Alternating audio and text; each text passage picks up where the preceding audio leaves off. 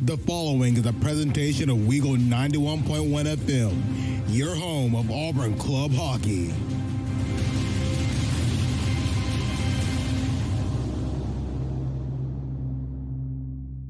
Oh, it's Saturday night.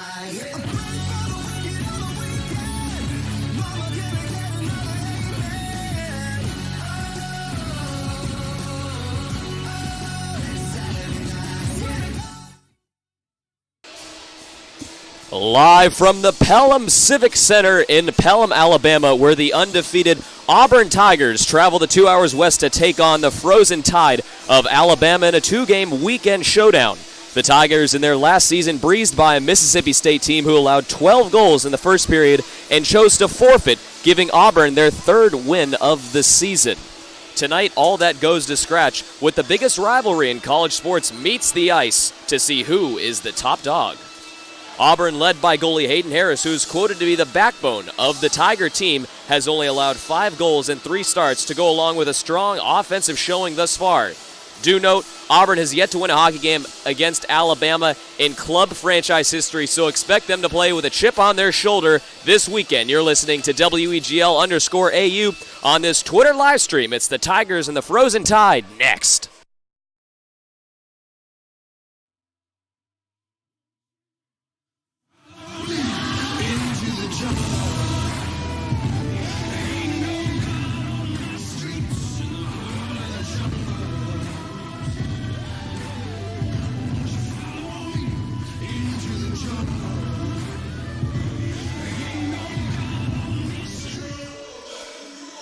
It's the Auburn Tigers and the Alabama Frozen Tide on this WEGL Twitter live stream.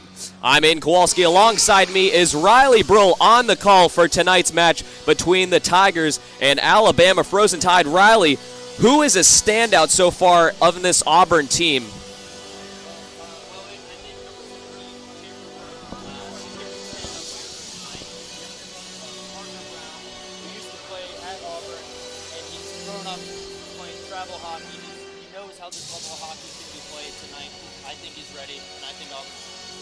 And get this stat, Auburn, who is 0-25, we just got word of that just the other moment, 0-25 against Bama all-time in club history.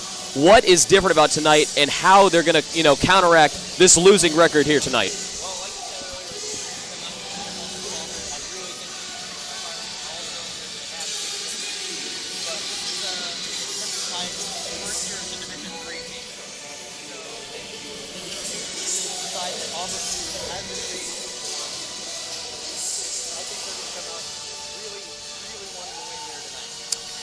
Don't go anywhere, because after the break, we'll be bringing you starting lineups and live first period coverage. It's the Tigers and the Frozen Tide next.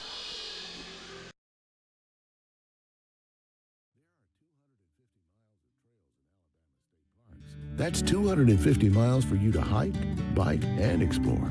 And it's something we want to share with future generations. Help us improve these trails by becoming a partner in the Alabama State Parks Trail Program. To learn more about the importance of outdoor recreation and how you can help with the development and management of this new trail program, visit alapark.com or call 800-ALAPARK. Sponsored by the Alabama State Parks, the Alabama Broadcasters Association, and this station.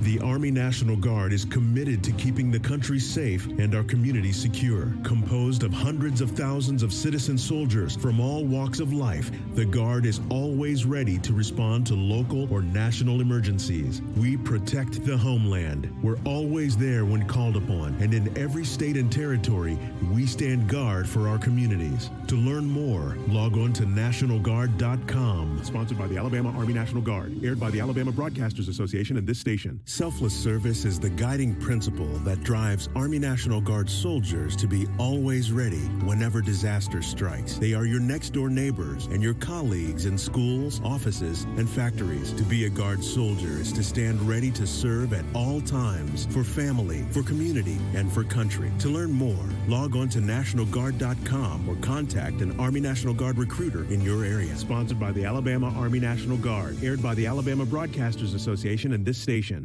The skills you can develop as a soldier in the Army National Guard can give you an edge in the high-tech job market of tomorrow. The Guard offers career training to take advantage of your skills in science, technology, engineering, and math that can help give you a leg up to a high-paying and rewarding STEM profession. Get a head start on your career while earning money to pay for college. Log on to NationalGuard.com to learn about all of the STEM career opportunities in the Army National Guard. Sponsored by the Alabama Army National Guard. Aired by the Alabama Broadcasters Association and this station. Darren College, a former NFL Super Bowl champion, signed the most important contract of his life to serve in the Army National Guard. I've had a lot of military in my family. It's a big part of what my family's done for a long time. I want to go out there and make a difference. I didn't find that working behind a desk, so for me it was a pretty easy decision to make. And then the opportunity to serve my community and serve my country was just icing on the cake. To learn how to be part of the Army National Guard, log on to NationalGuard.com. Sponsored by the Alabama Army National Guard. Aired by the Alabama Broadcasters Association and this station. Our daughter might be drinking or taking something else. We can't talk with her about it. She keeps everything secret. But when I pretend everything is okay, I'm keeping secrets too. My therapist suggested Al-Anon family groups. It was helpful to hear what other parents said. Are you troubled by someone's drinking? You might be surprised at what you could learn in an Al-Anon family group from people just like you. Call 1-888-4-AL-ANON or visit alanonfamilygroups.org. Hi, I'm Anthony Anderson, and on TV, I play a dad who has it all. But growing up, my real life was very different. My parents taught me that tomorrow isn't promised to anyone. That's why they each had life insurance to take care of the future. I got my first policy when I was 18. Now, would your family be okay if something happened to you? If you can buy a latte, you can buy life insurance. It's that affordable. Join me in taking care of our family's futures at lifehappens.org. A public service message from the nonprofit Life Happens. I want to thank my mommy for loving me so much, for taking me to the doctor when I broke my foot, for leaving me alone when I wanted to be alone. And now, as a grown-up, I'm thankful for being able to take care of you, my dear mom, for taking you to your therapies, for understanding that sometimes you simply want to be alone. Roles change without us noticing. That's why AARP gives you the information to provide even better care for your loved one. Visit aarp.org/caregiving. Brought to you by AARP and the Ad Council.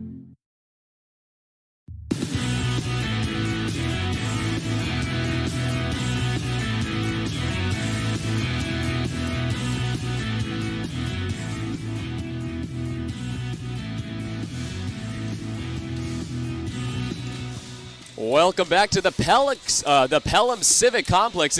I'm here with Riley Brull. I'm in Kowalski on the call for tonight's match between the Auburn Tigers and the Alabama Frozen Tide. Just to kind of give you some information about how both these teams got here so far. Alabama is 1-1 on the season, playing 2 games last week against Ole Miss. Both of them, they won the first one 2-1, and then losing the second one 1-4. Auburn, on the other hand, undefeated so far coming into this game.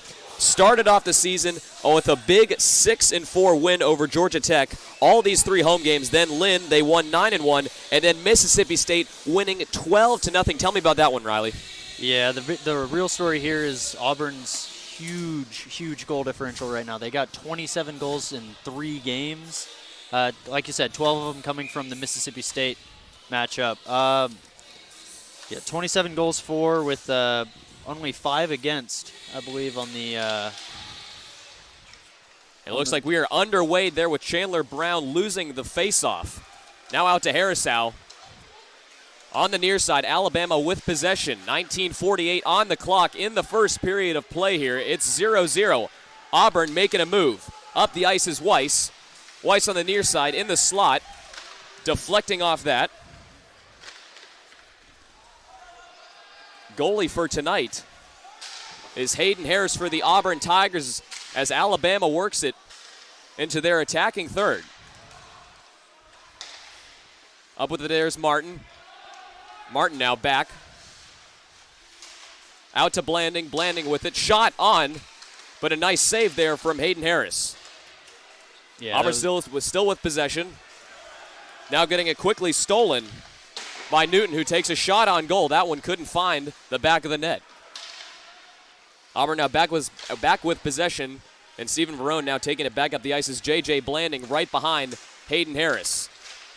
Harris is trying to pass it back up. Auburn can't really get anything going right now early on in this first period. 18:47 to go, still 0-0. No icing called as that puck is dropped back on the far side in Alabama territory. At mid-ice now with it is Ryan Scott. Scott looking to pass it up. Picked off by DeLeese, but now quickly taken back. Pitzer unable to do anything, and Auburn's attacking third. Chandler Brown with a slap shot, unable to do. Bounced her out toward the far face-off circle, and Auburn's attacking third. 18:17 to go here. Right behind the net of Alabama. To number 19. Now out with it. Auburn still maintaining possession. Ryan Scott now with it. And the Tigers defending third. Blake Robeson now at mid-ice. TJ Lancaster for Alabama with the first line change of the night coming into the game is Jack Driggs for Auburn. Working his way up is Sam Kalaman. Kalaman now on the far side is going to take a wrister, stopped by Hayden Harris. 2 shots on goal so far for the Auburn Tigers, and breaking away. That's Charlie Stechkel, who will whip that around the backboards. Picked off by Camlin. Auburn in the crease. Couldn't get anything to go and stopped.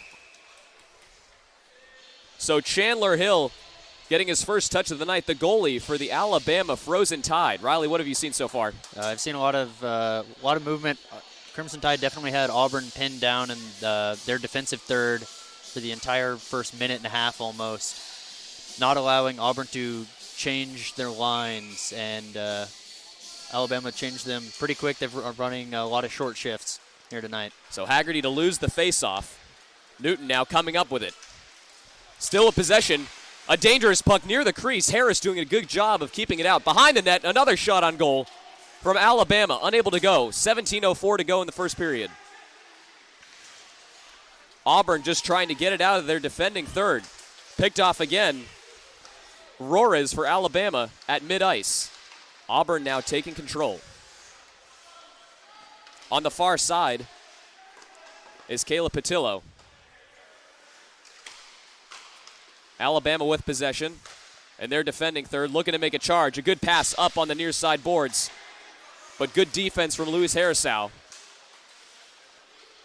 Harrisau has done a lot of great work this season after a quick shot on goal there from Brees. Couldn't get that one to go. Third shot on the goal for Alabama here today. For those wondering where they can watch the game, go to Deep South Artistic Images. There is no play-by-play broadcast where I'll be doing that, but if you just kind of want to pull up a side-by-side comparison, if you want to listen to the game as well as watch it at the same time, you can do that by listening here on WEGL _AU on the Twitter Live, or you can just go to Deep South Artistic Images and also watch the game there as well.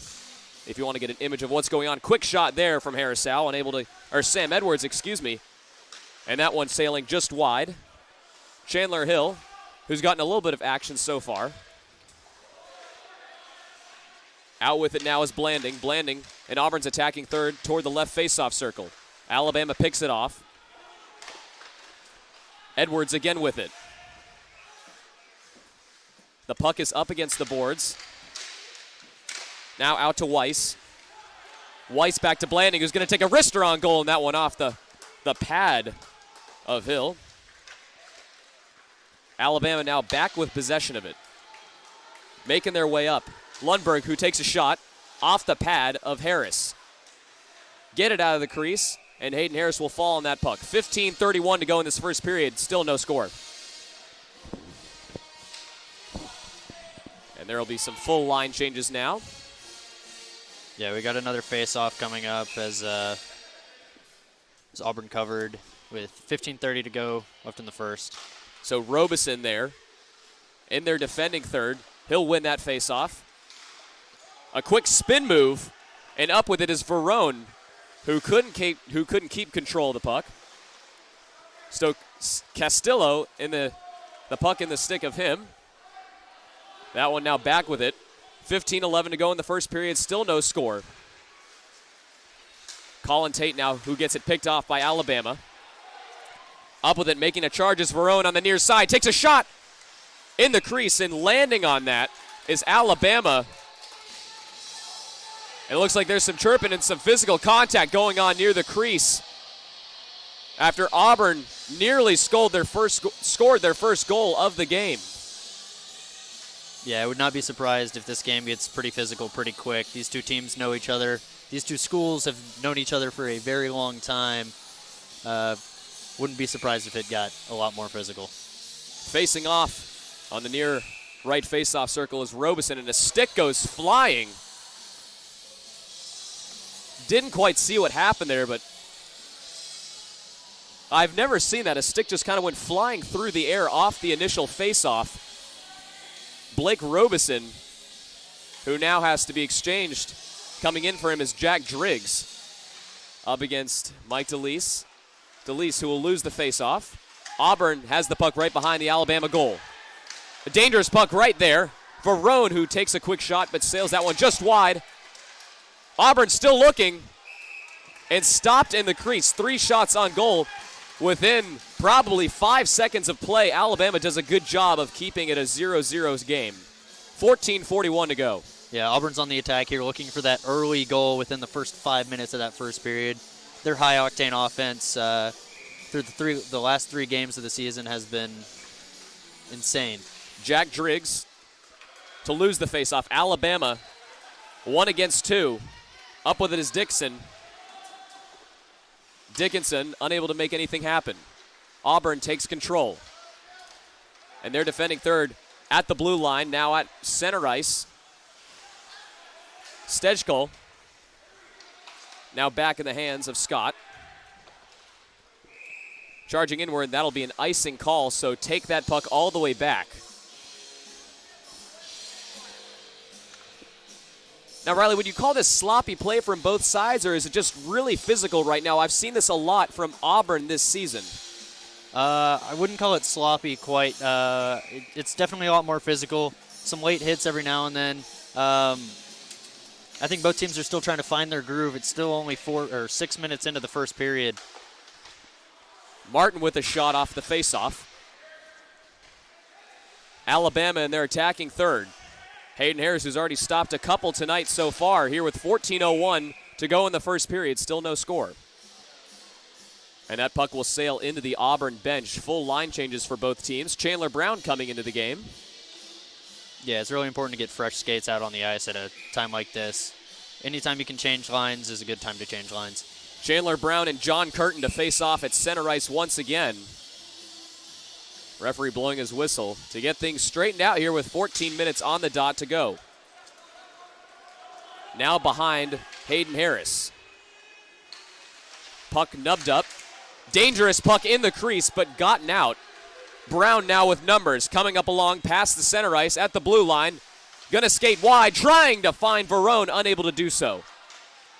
Again with it is Auburn on the attack. Mumford takes a wrister, unable to go. Off an Alabama defender. Puck being battled for on the far side, and Auburn's attacking third near the left faceoff circle. Alabama with possession, trying to get it out. Auburn doing a good job, but now Alabama looking to make it a charge. Picked off by Scott. Up with it is Brown. Brown trying to weave through a defender. Newton with the defense there for Alabama. Do note, Auburn has never won a contest between these two club hockey teams. Yeah, and this is the first team that the Division III team for Alabama is in existence. Yeah, like we said, they were 0-25 before this matchup here. And it really means a lot to try to get that first win for Auburn tonight. So Weiss now with it at the blue line on the near side, who gets checked in the boards hard. Puck on the far side near the left faceoff circle on the Alabama side. 12:35 to go, still no score. Battling for position is both Weiss and Lancaster. Lancaster will become victorious on that. Now with it is Robeson. Robeson, who tried to find Weiss, and getting it picked off by Dombrowski. Dombrowski on the far side, and a huge mid-ice check where Robeson goes slamming into the boards. No call. Puck on the near side at mid-ice. Alabama with possession. That's TJ Lancaster Up to Dombrowski. Auburn, who picks it off. Ryan Scott, who's done a good job of defense here today. I'm Aiden Kowalski, alongside is Riley Brull, and my color man for tonight's broadcast in this weekend full of Auburn and Alabama hockey. Check on the far side on Alabama's side. Now with it is Brees. Alabama with numbers. Coming up, backhand, but good defense from Jack Driggs. Driggs now going cross country on the ice. On the near side in Alabama territory, who backhands it on the no-angle shot, but a good stop from Chandler Hill. Yeah, this is a very back-and-forth hockey game so far. No team seems to really have been able to establish their style of play yet here tonight. So now to face off on the far right side. Winning that is Andrew Haggerty. And quickly back on Auburn's side, picked off by Riley Newton. Newton now with it, but taken back by Patillo. Patillo for Auburn. Up with it, and they're defending third. The puck to the right of Hayden Harris. That was Joshua Brees, who tried to take a shot on goal. Auburn defense not letting the advancement of the puck any further. 10:48 to go, still no score. Battling for position. Shot on goal from Dixon. Unable to go. Diving for the puck was Haggerty just to keep position. Out with it behind Hayden Harris, the goalkeeper for the Auburn Tigers. The backbone of this team, quoted by Haggerty. And now with a couple line changes, Auburn getting to reset here with Harrisow almost getting it picked off in a dangerous spot. Chandler Brown past mid-ice is going to take a wrister and caught by Chandler Hill. And Auburn's fourth shot of the game, still no score with 10:09. Yeah, we've reached our halfway point here in the first period. It is scoreless, like Aiden just said. What do you think? I think these teams are pretty evenly matched so far. Pretty evenly matched in Alabama's first year in a club program. They're playing at the Division III level. Of course, their team earlier, after Chandler Brown loses that faceoff. I'll get back to that point in a second. Now with it on the far side, behind the goalkeeper of Alabama. The Frozen Tide still with possession. Up with it now is DeLeese. DeLeese, a 2-on-1 situation on the near side, trying to get around Harrisow, unable to do so. Mumford doing a good job of defense as always. That's really been a key this season for the Tigers. Brown now on the far side near the left faceoff circle. Whips it around behind the goal to try and find Edwards, unable to do so. Alabama and Auburn trading possessions. The puck is just bouncing around all over the ice right now. Up with it is Weiss, who will get it picked off. Line changes now coming back into the game is Blake Robeson for the Tigers. Alongside him, Stephen Verone and Ryan Mumford. 9:07 to play, 0-0 game. A great pass there up to Verone, who's going to take a shot. And well off the mark, sailing into the glass. Puck behind the Alabama goalkeeper. Up with it is Martin. Martin battling for position against Driggs, who's going to take the wrister from the far side, and they're caught from Chandler Hill. Yeah, easy glove save there for Hill. He saw that all the way. Very, very routine save. Didn't really challenge him any. So now facing off on Alabama's side, coming in is Blake Robeson up against Colton Castillo. Castillo to win it. Out with it is Newton, who whips it along the boards. He'll maintain possession. Alabama looking to charge. Dombrowski trying to find Hickok, unable to do so. Coming up the ice is Humphrey for Auburn. He'll get it picked off. Whipping it around the boards here with 8:22 to go in the first period of play. Still no score. Alabama with possession at mid-ice. The puck right near both benches. Back out to Ryan Scott. Scott up the ice. Picked off again. It's just really been a back-and-forth game so far. Yeah, I think the stats will agree with that. pretty evenly matched on shots so far. These teams really do look neck and neck throughout this entire first period. No team has broken that first goal yet. So the puck right behind the Auburn goalkeeper. A dangerous pass on the inside. Stejko to get it out. Now with it is Lancaster.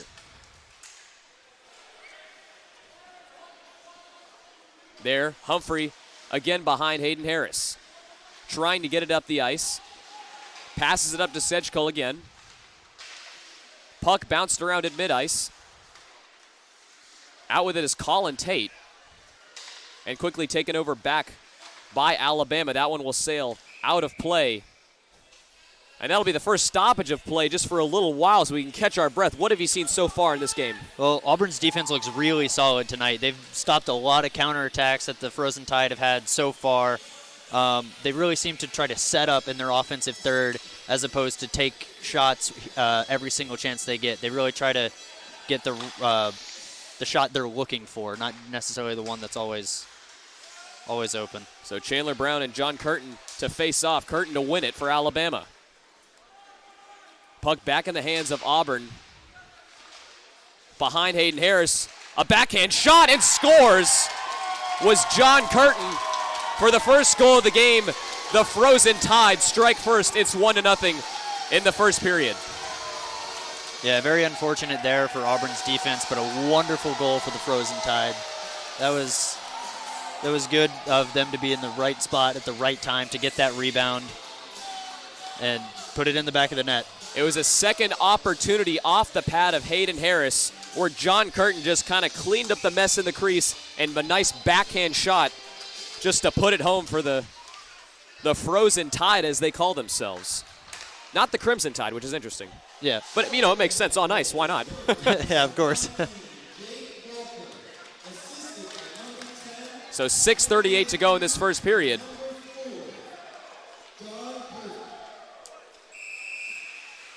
And that'll be icing. So take that puck back into Auburn's attacking third. Yeah, it's only 1-0 here in Pelham, but I think the game is a lot more action-packed than the scoreline would say. Don't you, Aiden? I would think so. The puck's really just been bouncing around either side's attacking third. It's really who can make the most advantage and take advantage of these free pucks in the crease. So Verone to win the faceoff for Auburn behind the goal of Alabama. Auburn, who's done a good job of scoring all season, put up some big numbers in on defense, have only allowed 5 goals in 3 games thus far. This will be Auburn's first road test of the season. It's really a big one, the biggest one they'll be playing in all season against their in-state rival in Alabama. Verone now with a wrister just wide. Past Hill. Back with it is Alabama. Mike DeLeese. Now to Dombrowski, who's going to take a wrister off the pad of Hayden Harris. Alabama controlling the puck much better after they scored first. Here with 5:40 to play. Up with it now is Blanding. Blanding, who tried to find LeBlanc. Unable to connect. LeBlanc now with it again. Right behind the left faceoff circle, and Auburn's attacking third.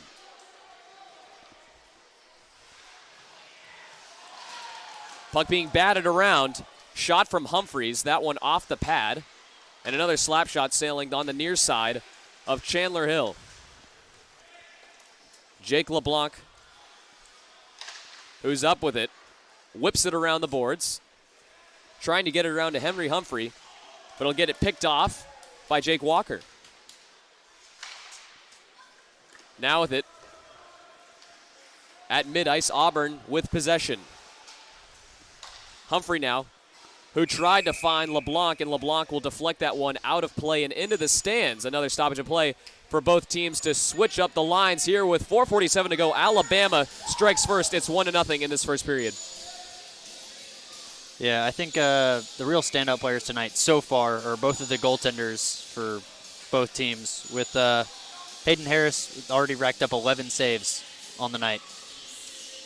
And Frozen Tide Goaltender is at 7, I believe, for the night. A lot of action so far in this first period with Weiss to win the faceoff at center ice. 4:34 to go. Now with Chandler Brown to clear it out past the blue line for Auburn. Up with it now is James Martin. Martin looking to make a charge for Alabama. He'll pass it up to DeLeese. Out with it now in the hands of Patillo for Auburn. And that'll be what looks like an icing call. That one will be all sent back all the way to Alabama's side, where Auburn's going to have another chance here. Yeah, with this upcoming faceoff, I think it's important that Auburn Tigers set up something, really get a quality attempt on goal here. They haven't had one for a few minutes now, it seems like. So it'll be Chandler Brown. And once I get an eye on which Alabama player it was, but Chandler Brown will win the faceoff. Now is against Joshua Beese. Auburn still looking for their first goal. On the near side is Edwards, who will get it picked off. Alabama with numbers. Coming up past their blue line. A shot on goal deflected dangerously behind the goal of Harris. And what looks like an own goal from Auburn. But it looks like they'll give that to Cameron Dickinson, and Alabama takes the early 2-0 lead. What did you see there, Riley? Yeah, Frozen Tide just wrapped it right around behind the net and took an unlucky bounce off of... I think it was J.J. Blanding. I believe the stick of J.J. Blanding, and Hayden Harris did not know where the puck was. I mean, the puck was directly behind his goal and couldn't see it. And when Alabama tried to pass it up, which I believe they're giving the goal to James Martin. Yeah, it just hit off the end of the stick. Or no, Joshua Beese. Yeah, it just hit off the end of the stick there, and JJ found itself in the back of the net. Very, very unlucky there, but I wouldn't say it's uncommon. I've seen it countless times before. But regardless, it's 2-0. It's 2-0, and it's still the first period with 3:42 to go. Auburn is going to have to get some things figured out quickly. Yeah, this is very uncharacteristic, as we've seen from the previous 3 games this season. They've only allowed 5 goals, as you've mentioned. They've already allowed 2 in the first period of this matchup, and they haven't been able to find the back of the net. And even the crazier thing, Auburn has scored 27 goals on the season so far. And the refs are looking to be talking actually it over whether the puck actually did cross the crease, so there could be a potential no goal here. Yeah, I don't know what they're talking about. I didn't see anything when it happened, but it must have been waved off for something. Yeah, and it looks like it was waved off. Whether he had his foot too far in the crease, which probably have been the case, but no goal for Alabama, so the score will remain 1-0 here in the first period with 3:42 to go. So the Tigers catch a break. Yeah, watching that live, that looked like a goal to me, but I'm not a referee. We're not referees, but we're happy with the result. That's for sure. Yeah. I'm not down on the ice. That's not my job to make that call, thankfully. Puck catching a little bit of the ref at the blue line. Alabama with possession. Passing it up to Newton. Making a charge on the near side. In Auburn's attacking third, right behind Hayden Harris. Calling for it is Dickinson, who will take a shot, but stopped by Hayden Harris. It looks like Dickinson wanted to see if he can put away that no goal that he just had the chance on before. Yeah, Dickinson was storming down the ice there in their attacking third, really eyeing down Harris there at the end. Harris, with nerves of steel, able to make the save and cover. So Jack Driggs, who will be facing off on the right faceoff circle of Auburn's defending third against John Curtin, already with a goal this game. Auburn now with numbers at center ice, looking to make a charge, an errant pass from Ryan Scott. Scott now back with possession of it. Right at center ice. Alabama now looking to try and make something happen once again. 2:52 to go here in the first period. We're at the Pelham Civic Complex here in Auburn's first 2 road games that WEGL is calling live. Dickinson once again, who attempts a wrister. That one rattling around the backboards. Up with it is Henry Humphrey for Auburn. Humphrey up to Haggerty. Haggerty is going to take a wrister, deflected off James Martin, the Alabama defender, who did a good job of not letting the puck advance further. Now with it, wrister again, and glove save from Chandler Hill. Shot from Henry Humphrey. Auburn putting up a lot of shots on goal here. Can't get anything to find the back of the net. Is there any reason for it? I think they're really not focusing on the quality of shots. I mentioned earlier that they were trying to find good shots.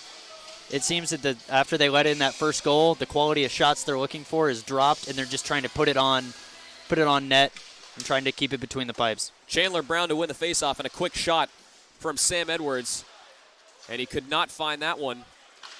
Rattling along the backboards, Alabama now coming at the blue line at center ice with numbers, but an errant pass will stop their run. Caleb Patillo with it behind Hayden Harris. The puck is jammed between two skates of the Alabama and Auburn players. Hard to tell who. A dangerous possession. Auburn just wanting to get it out of Hayden Harris's crease. Nubbed in to the Auburn bench it goes with a stoppage in play here with 1:41 to go in the first period. Alabama, who leads it 1-0 off the goal scored from John Curtin. Yeah, I'm interested to see what strategy changes both coaches make here coming up as the second period, or the first period's about over. Robeson to win the faceoff for Auburn at center ice. Back behind Harris. Alabama getting good quality possession time here in the first period. And it'll be picked off from DeLeese, now with it. On the near side, and Auburn's defending third. Alabama still with it. That's James Martin, who whips it around there. There for Patillo once again to set up an Auburn attack, trying to get it out of their defending third, which they will successfully do so. Stejkal coming up. And a whistle will be blown on the near side at center ice right in front of both benches with line changes. Coming out will be Chandler Brown, or coming into the game will be Chandler Brown alongside Brandon Weiss. So the captain and assistant side by side for the final 1 minute of play here in the first period. Yeah, this seems to be the last shift of the period, probably with only a minute to go. Brown and Curtin to face off on the near side right face-off circle of Alabama. Beast to win it now at the blue line. Auburn might have a free opportunity. Chandler Brown, who couldn't make anything happen, right in the slot what looked like. Under a minute to play. Up with it, some fancy skating from Alabama. Couldn't get anything to go.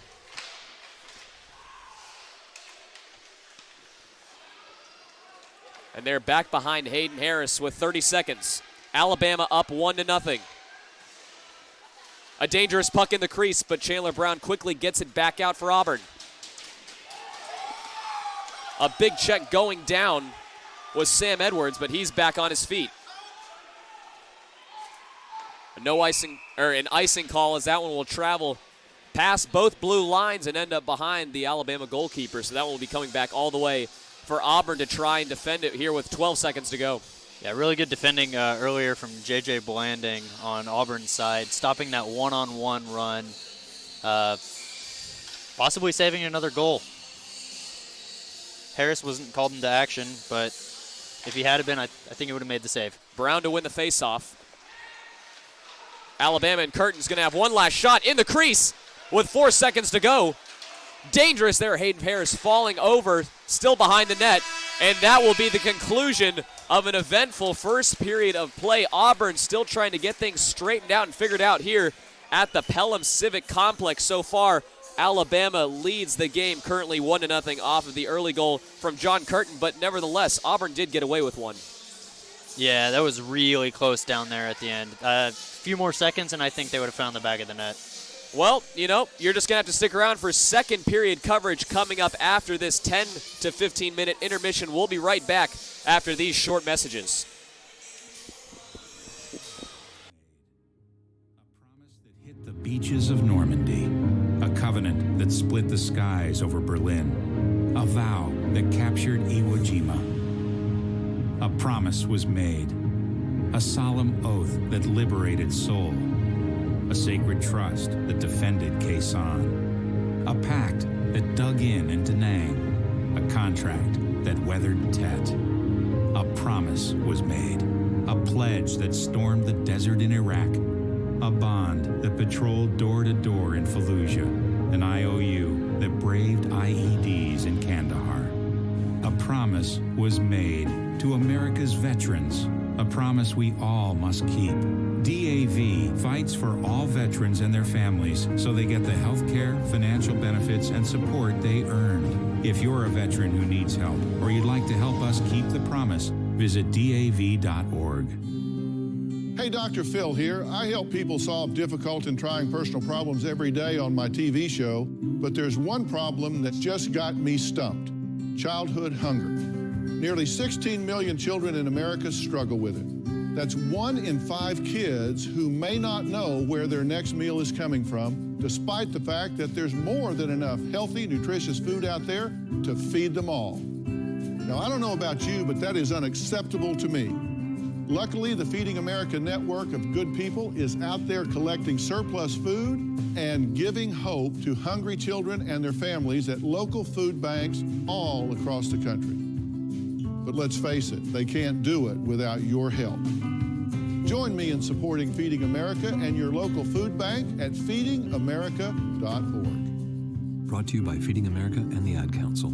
Together, we can solve hunger. Together, we're Feeding America.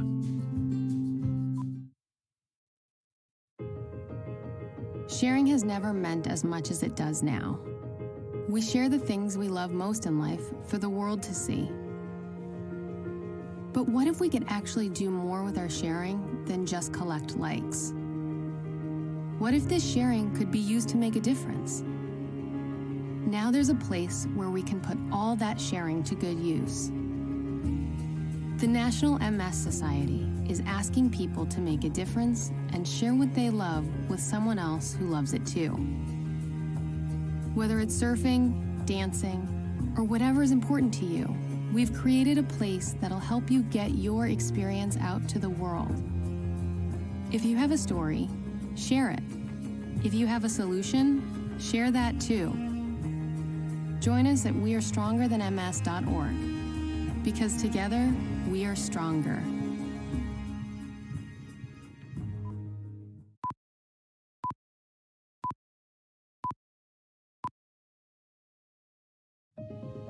As a mother, you don't want to have to worry about this bill is coming, but then she needs this chemo. That's a decision you shouldn't have to make. El que San Jude no cobra ni un centavo para nosotros significa quitarnos todo ese estrés, esa preocupación y podernos enfocar en nuestra hija. That was the first thing I was like, how are we going to do this? When St. Jude told us that we didn't have to pay a single bill, I was like, wow. They pretty much have saved us. It's like the world has been lifted off of your shoulders, and now your focus is supporting this child. There is not another hospital like St. Jude. The patient care is unmatchable. It saved my life. It saved my daughter's life. It saved our family.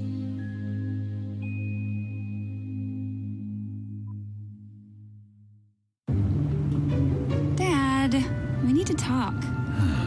Can we just enjoy the drive? If you're not going to listen to me, who will you listen to? Jeffrey. Marcia Gay Harden, what? Eyes on the road, Dad. What are you doing? What are you doing in my back seat? How did you get in here? You're getting older. Not that old. Your brain's changing. It's natural. Yeah, that's what I was saying. Honey, I've got experience with this. Jeffrey, brain health is all about making the most of your brain as you age and helping to reduce some of the risks to your brain. Really? Now that's interesting. So, you'll talk to her about this, but not me. Marcia Gay Harden? Where did she go? Learn what you can do to help keep your brain healthy at brainhealth.gov. She didn't say goodbye? I mean, I would have. Visit brainhealth.gov.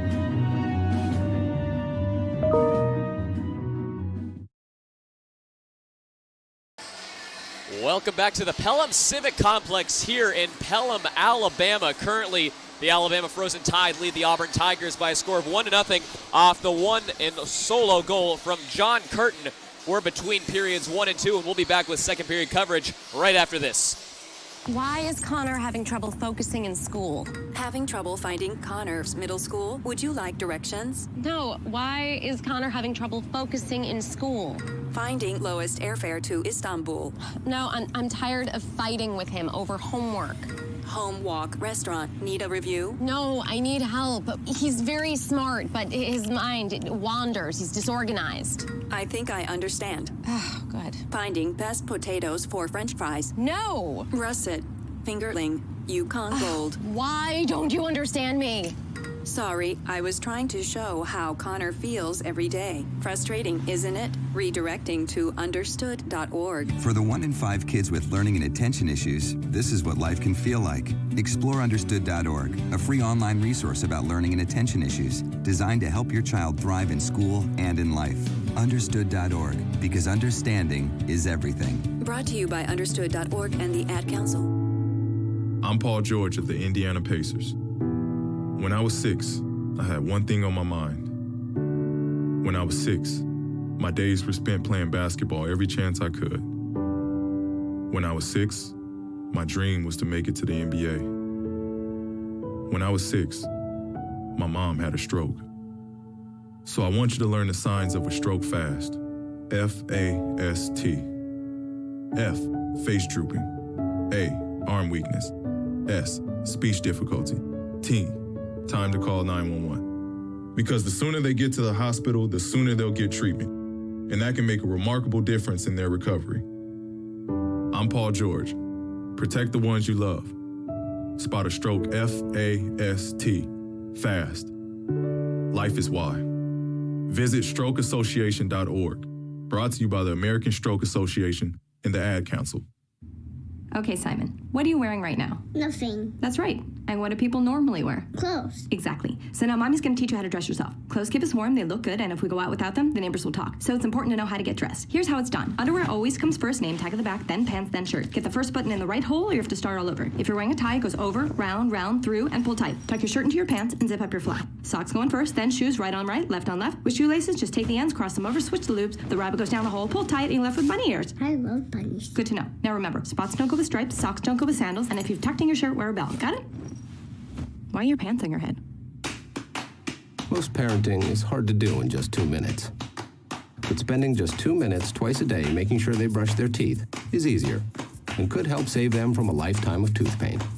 For fun 2-minute videos to watch while brushing, visit 2min2x.org. That's 2min2x.org. A message from the Partnership for Healthy Mouths, Healthy Lives, and the Ad Council. The thought of my sons growing up without me inspired me to quit smoking.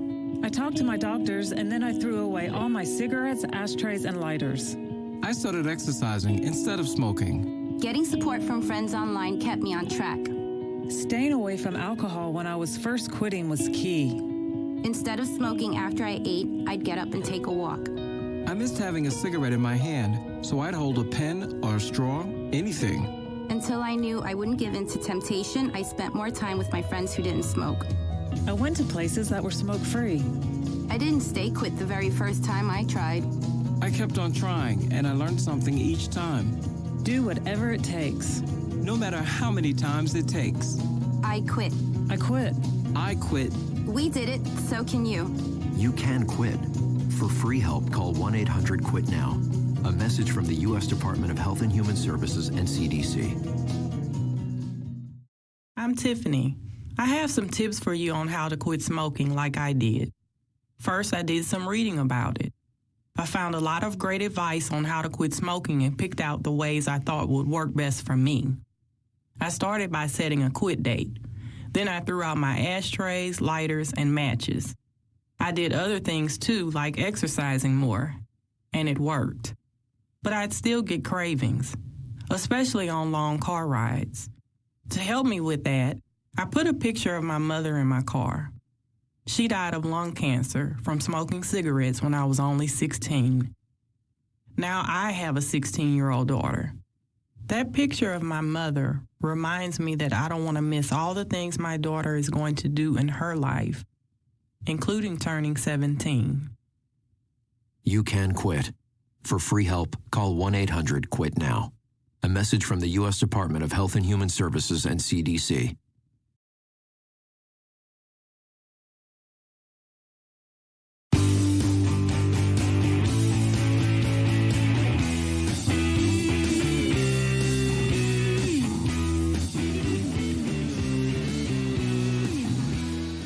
And welcome back to the Pelham Civic Complex here in Pelham, Alabama. On the call, myself is Aiden Kowalski. Alongside me is Riley Brohl, just to take you through some of the action that happened so far in the first period of play. Kind of talk to me what happened. One goal was scored, that lonesome goal from John Curtin. Yeah, Auburn's defense seemed to break down there. They really didn't seem to find their footing, whether it be a line change, some miscommunication. I don't know what it was, but puck found the back of the net regardless. Auburn Frozen Tide really seemed to take control after that first goal as well. It really was. And then after that, note that Cameron Dickinson kind of had that own goal opportunity there for Alabama. I believe that was off the stick of J.J. Blanding and just kind of found the back of the net there. It would have been, and probably could have been, 2-0 if the referee didn't see. I believe it was Dickinson's skate that kind of caught the crease in just a little bit, and it caused the no goal call there. So that's why the score still remains 1-0 off an eventful first period of play. But the biggest thing that stood out to me was how the puck just made its way across ice so many different times. I felt like I was calling in Alabama's attacking third, then Auburn's attacking third. Yeah, the puck seemed to really go back and forth a whole lot. Both defensive sides really good at clearing their zone tonight and getting back on the counterattack. Not staying out on the ice too long and getting tired legs. Short shifts helps a lot with that. Auburn this season, who has scored 27 combined goals in 3 total games, including 12 goals scored actually on the 27th of September against Mississippi State, where they actually got them to forfeit that game. So it's kind of uncharacteristic to see Auburn kind of coming out here and just blanking in the first period. But nevertheless, the defense, I still kind of like to see it. That's really been their backbone this season, what they began on. Such a young team, they really wanted to, hold themselves high on their defensive skills. Yeah, like you said, Hayden Harris is the self-proclaimed backbone of the Auburn Tigers ice hockey team here, and it's really showing. He's got about 13 saves on the night for the first period alone, whereas Frozen Tide's goaltender is at 8. So it's really showing you how the quality of shots that Auburn's getting tonight aren't finding even their way on frame. And Riley, that was your point too. It was the quality of shots, not just how many you take, because it really doesn't matter if you just go wide of the mark and shoot it well outside the slot. And when you have those no-angle shots that Auburn, who's been taking way too many, what seems like, of those shots here tonight.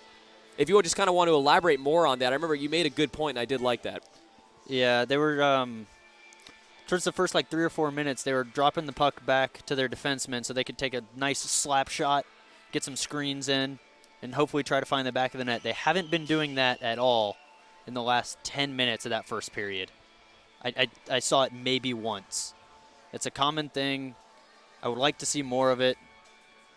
They just haven't been doing it. I don't know what's changed. I don't know if their tactics or strategies changed at all, but haven't been doing it.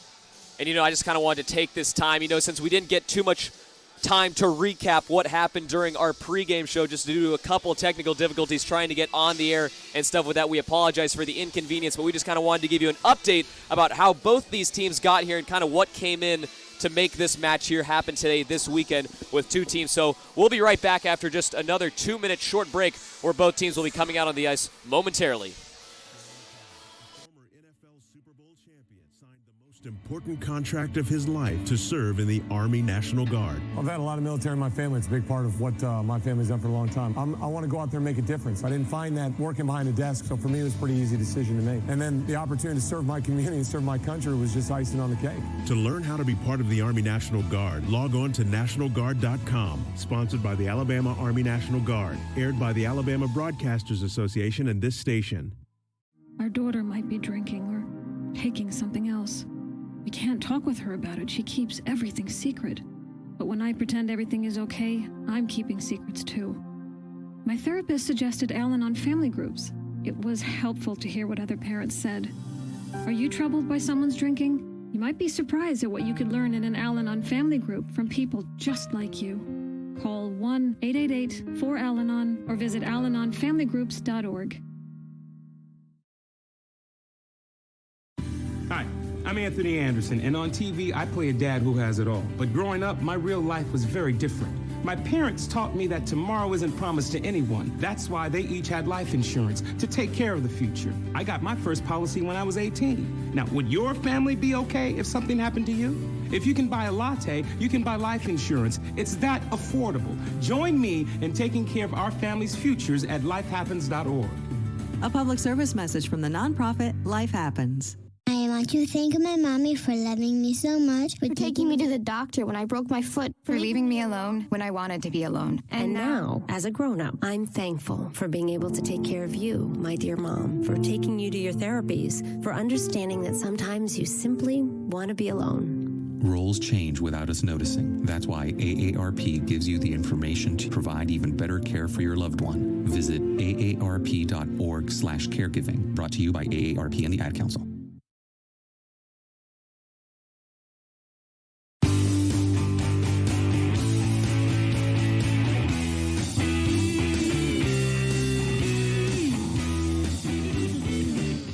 As we welcome you back in to the Pelham Civic Center to face off here for Auburn and Alabama's Chandler Brown along with Brees. Auburn in possession, both teams switching sides of the ice. Now with a quick wrister there off from Driggs. Unable to go. Back out to Harris. Harris has made a number of good stops here tonight. 19:40 on the clock to go in this second period of play. It's currently 1-0 Alabama, currently with the lead. Puck going far down ice, and that will be an icing call, so take that all the way back for Auburn to get another advantage here on their side. Yeah, one stat we forgot to mention over the break was face-offs. Auburn's won 13 face-offs to the Frozen Tide's 9. As we get ready for the 23rd face-off of tonight and the first of the second period with 19.5 minutes to go. That is a high number, Riley. That is a high number. And that shocks me to see how competitive these teams are coming out of the gates there off the face-off on the left side for Chandler Brown to win it. Auburn with possession in their defending third. Brown trying to work it up. Out, taken back from Reinger.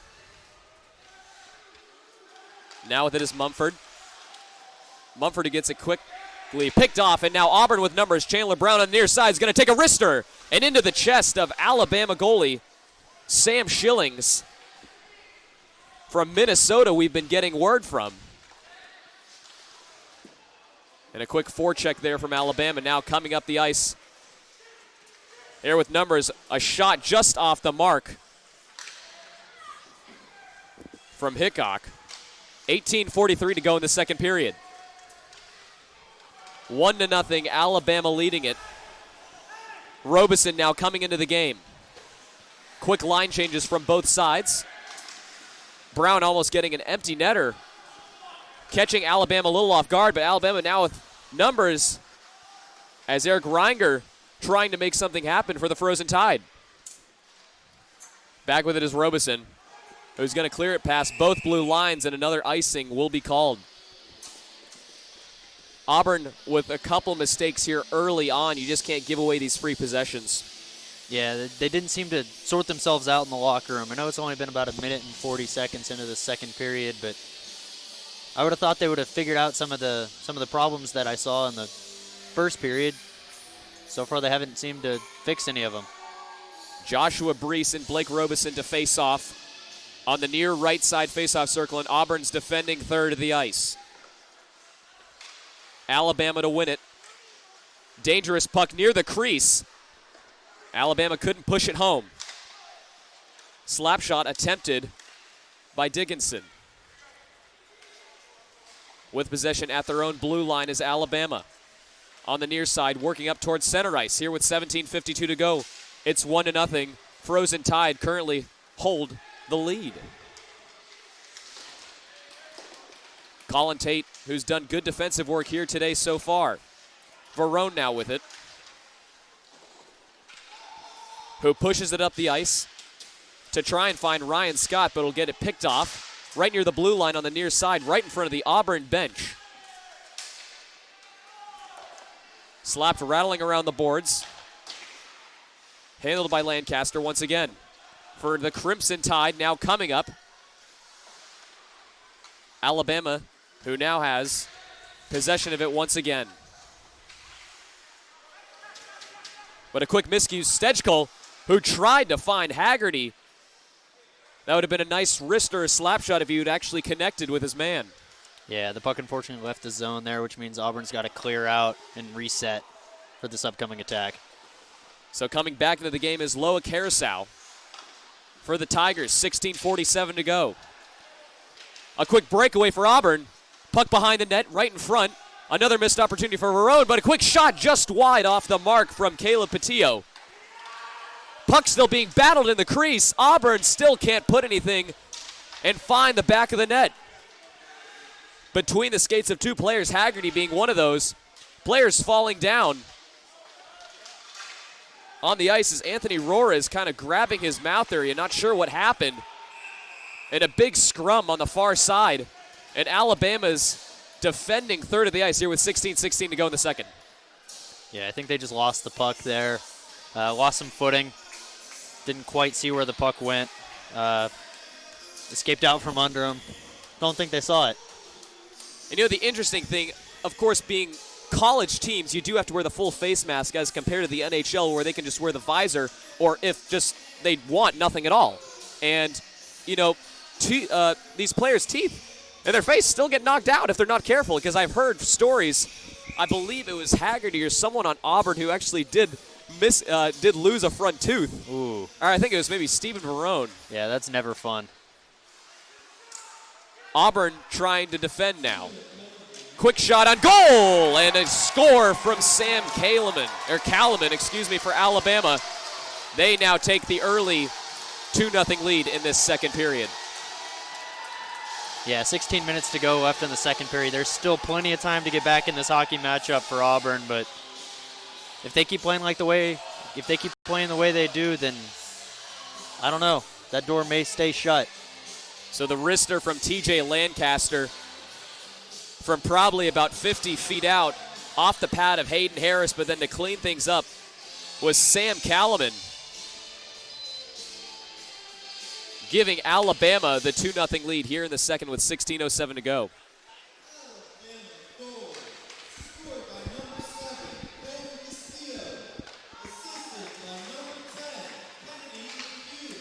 So now behind the net of Auburn once again. Chandler Brown just trying to get it out of their defending third. Alabama still with possession. Spinning around is Martin, who will stay in possession. And what looks like will be an offside call. Correct me if I'm wrong. I don't think it was offside. It might have been a hand pass is what they called, but I didn't see. It definitely wasn't offside. The puck didn't cross back into the zone. You're right, yeah. The puck stayed in that neutral zone. But I believe the call the ref just gave was a hand pass, but he only played it to himself. He didn't pass it to anybody Nevertheless, it's going to be a face-off at center ice. Referee's talking it over. It'll be Joshua Beese, the freshman from Raleigh, North Carolina for Alabama, and the senior Chandler Brown, who's been the leader of this team the past 2 seasons. Named team captain from Marcel Richard 2 years ago. And both teams just trying to get an understanding of what happened. So Beese and Brown, with Brown to win it. At center ice, now is Alabama. Verone loses control. Brown now with it. Up the ice to Edwards. And falling and tackling him in his process was Sam Edwards. And an opportunity there for Auburn from Brandon Weiss. It deflects off his stick funny, but Auburn still with possession, who now getting it picked off by Chris Dombrowski. Dombrowski spinning away at center ice, still with possession of the puck for Alabama. Yeah, that puck slid straight across the mouth of the goal there. Unfortunately, they weren't able to capitalize, but that was a good, really good look on goal for Auburn. 15:21 to go. Line changes for Auburn. LeBlanc coming back in the game for the Tigers. Puck right in front of both benches. Coming away with it is Beese. Whipping it around the boards for the Tigers, who will take possession. Zach Roos into the game. Now for Jack Driggs. And Auburn's attacking third, but Alabama with possession. TJ Lancaster to whip it up the ice, who gets it picked off by Humphrey. Humphrey will take a shot, but well wide. Auburn trying to get back the 2-goal deficit they just put themselves in here with 14:36 to go in the second. Loa Carousel will track it down. Auburn looking to set up a play here, but instead will just whip it right around the boards to be handled by Schillings, the goalkeeper for the Alabama Frozen Tide. A slap shot taken from the blue line from Loa Carousel, and that'll go off the iron. And it'll be a no goal here with 14:14 to go. Yeah, I think it's important to state that Auburn's been winning a lot of these faceoffs tonight. They really need to win this one here and get a good quality shot on goal tonight. Robeson to win it right in front of Alabama's crease. Trying to get it around the boards was Harrisau. Up with it and being checked into the boards is Robeson. Down goes Robeson, but he'll get back up quickly. Puck right in the center of the boards between two skates. Now a quick wrister and an amazing glove save off the shot from Harrisau. I don't know how Schillings got a piece of it. Alabama now going cross ice, running into the referee was Reinger. Oh my goodness, what are we seeing here? Verone now with a shot from the slot, and finally a stoppage of play as Sam Schillings takes that one right in the breadbasket here with 13:42 to go. Alabama still with a 2-0 lead, but what the heck just happened there, Riley? I think that last 30 seconds was more action-packed than the rest of this period has been so far. I just felt like I was just saying a bunch of nonsense in the middle of it. The shot that you mentioned did take a deflection off a stick, and that was a miraculous save. It was in the glove of Schillings, who just had to do this very athletic and awkward maneuver with his body, kind of putting his glove right behind him and doing an acrobatic move. So play of the game there goes to Sam Schillings. Definitely. But now back in the game, of course. I'm sorry, I don't mean to step on your toes a little bit, but, you know, the puck's in Auburn's attacking third here. Alabama quickly taking back possession, making their way up the ice. Riley, go ahead. Yeah, as I was going to say, he made that glove save, wasn't able to cover, and then it led to the frozen. Verone now with a shot right in the crease and will dislodge the goal. Another opportunity for Auburn. Riley, you don't get many chances to talk here with how action-packed this game is. Go ahead, my man. Yeah, hockey's a fast-paced game. I'm used to it. But you're just left speechless right now. I get it. I'm afraid you're going to interrupt me again. Now with a stoppage in play, 13-12 to go in the second. Alabama still with a 2-0 lead, but off of a lot of opportunities from this Auburn Tigers team. Yeah, they've looked good the past 2 minutes. I think certain lines seem to definitely be settling down, but it doesn't seem to be an entire thing across Auburn's team as a whole. It just seems to be certain lines seem to be really clicking together. Sam Kalaman to win it for the Crimson Tide. Kalaman, who scored a goal earlier in this second period of play for Alabama. Behind the goal in possession of Alabama. Riley Newton working his way up to the backboards, still in Auburn's attacking third. Auburn has done a much better job of pushing the puck near the crease this period.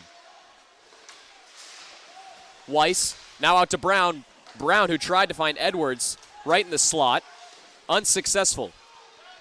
That puck will go cross country. Out for Blanding. Backhanded back to Tate. Alabama gets it quickly picked off, and a save there from Hayden Harris.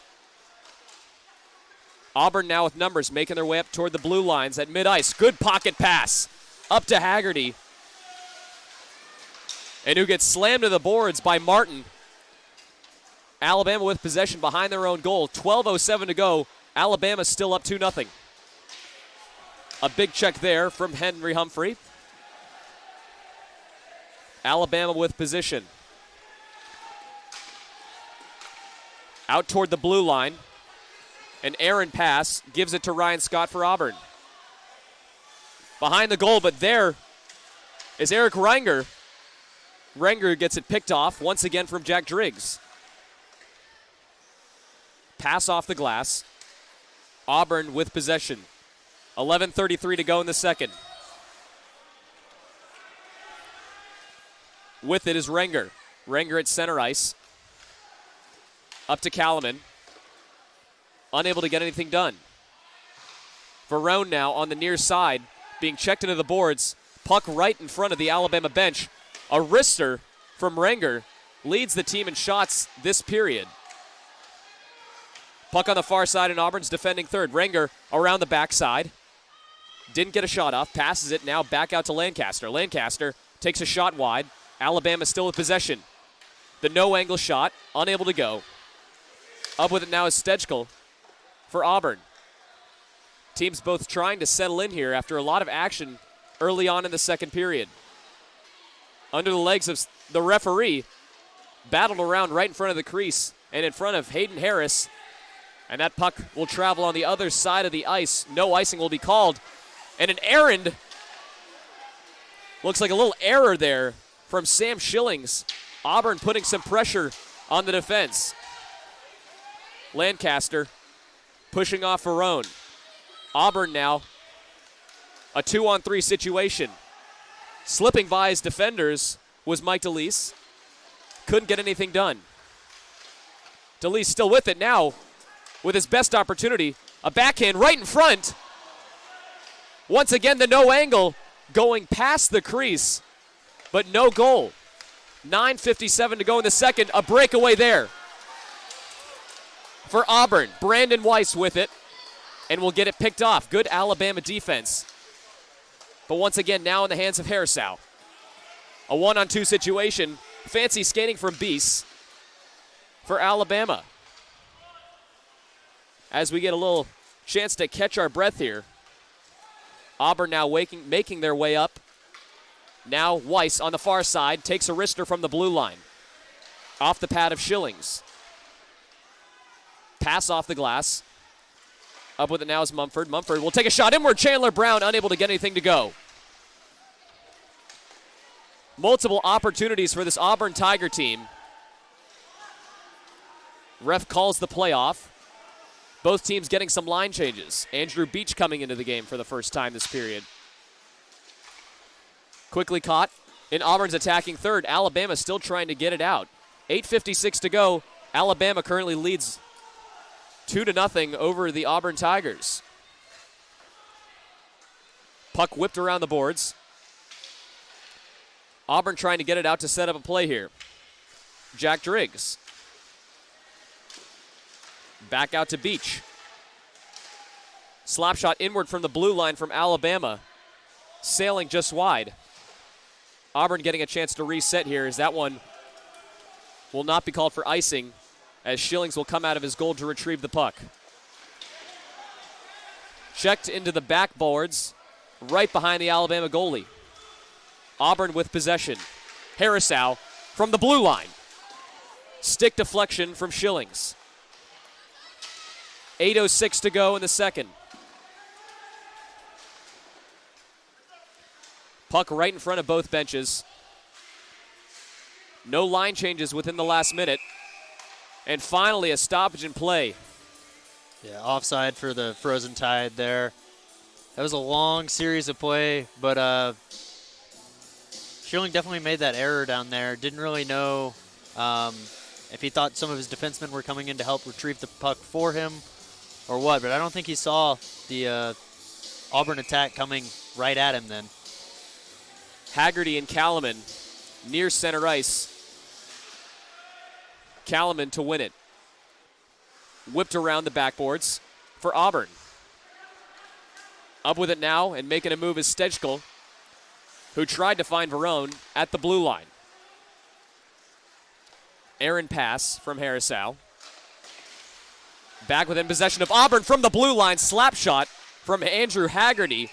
And that one sails just wide off an Alabama defender. Another opportunity, but more quality shots we're seeing here this period.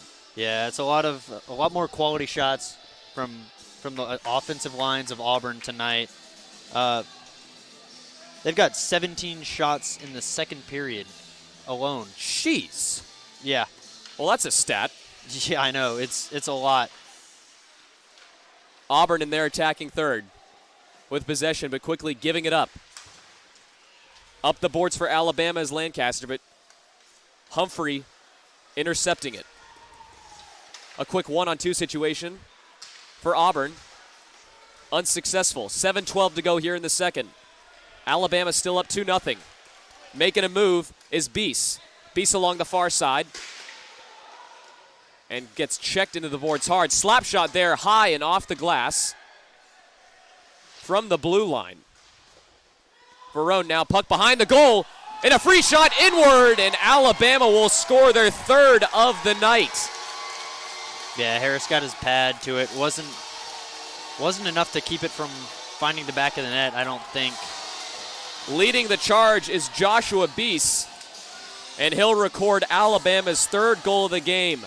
Auburn still without one here with 6:51 to go in the second period.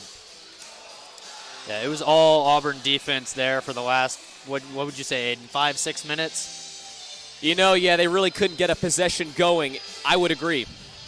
Yeah, they had trouble clearing the zone there for a long time. One had to find the back of the net eventually. Chandler Brown to win the faceoff. Up along the near side is going to find Verone, but unsuccessfully doing so. Or that was Brandon Weiss, now shot from the blue line, right in front of the Alabama crease, trying to finish the job. A huge scrum right in front of the Alabama goalkeeper and Sam Schillings. Auburn still with possession. Shot inward to Edwards.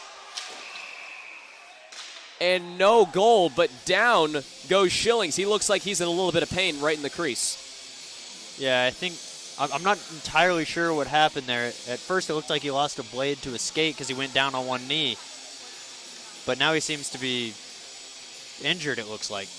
Yeah, and the head coach for the Frozen Tide coming out to check up on their goalie, who's done a great job tonight.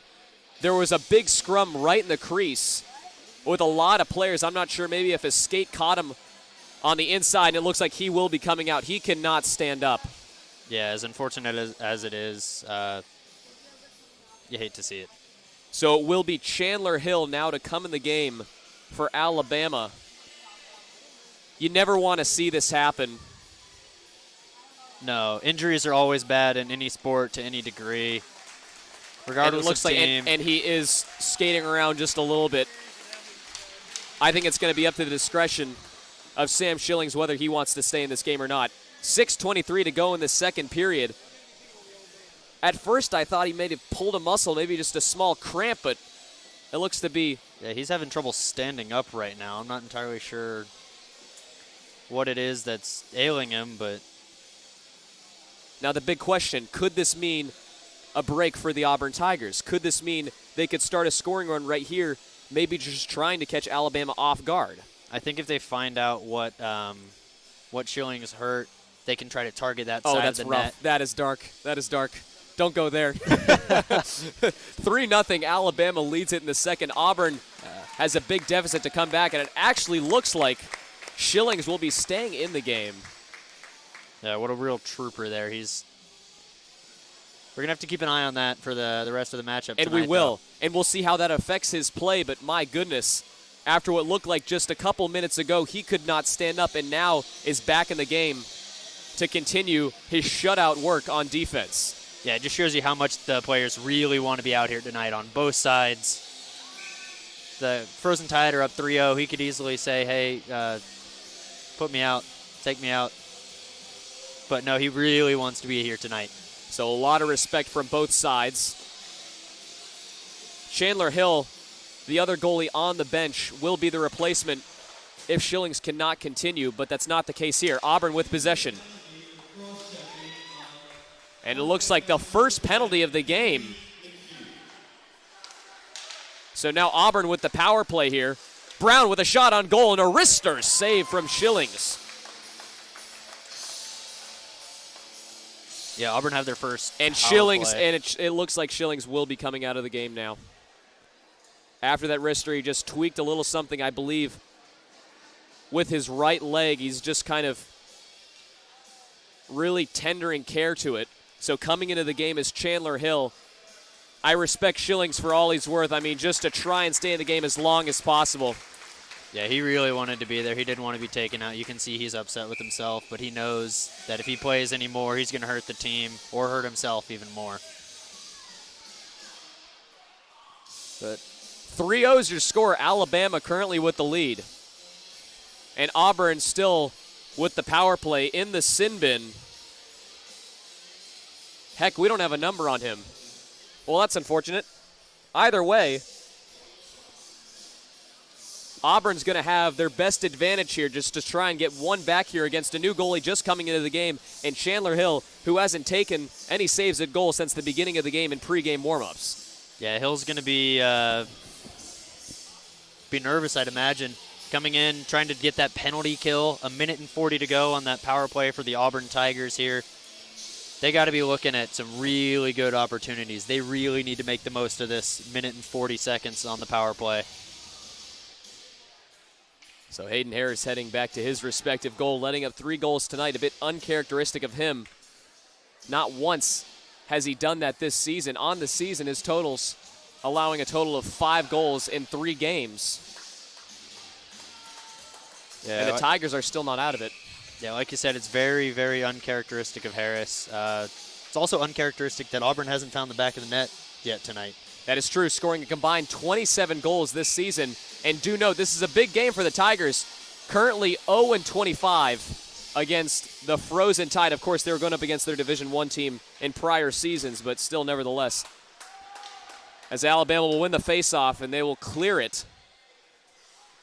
Auburn just trying to set up a play here. 1:30 left on the penalty. 5:51 to go in the second period.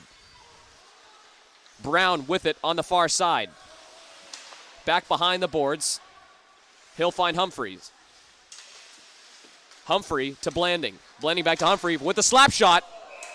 And a nice glove save. Doing the splits was Chandler Hill. And has a big save opportunity there here with 1:12 to go in the power play. Yeah, beautiful glove save there. I was amazed he saw that. There were players screening him from the puck. Really, really good job from Hill there to make that save. Alabama goalkeepers don't crack under pressure. And they sure know how to deal with traffic, I'll tell you that. So to face off on the near left side, and Auburn's attacking third. Going down is Verone. Now with it is Blanding. Blanding to Brown on the far side. Shot there and just off the mark from Humphrey. The Cajun boys, I can't read that advertisement on the ice, but that's right in front of the blue line nevertheless. Alabama now with it. A little 5-on-4 action with 46 seconds to go in the power play.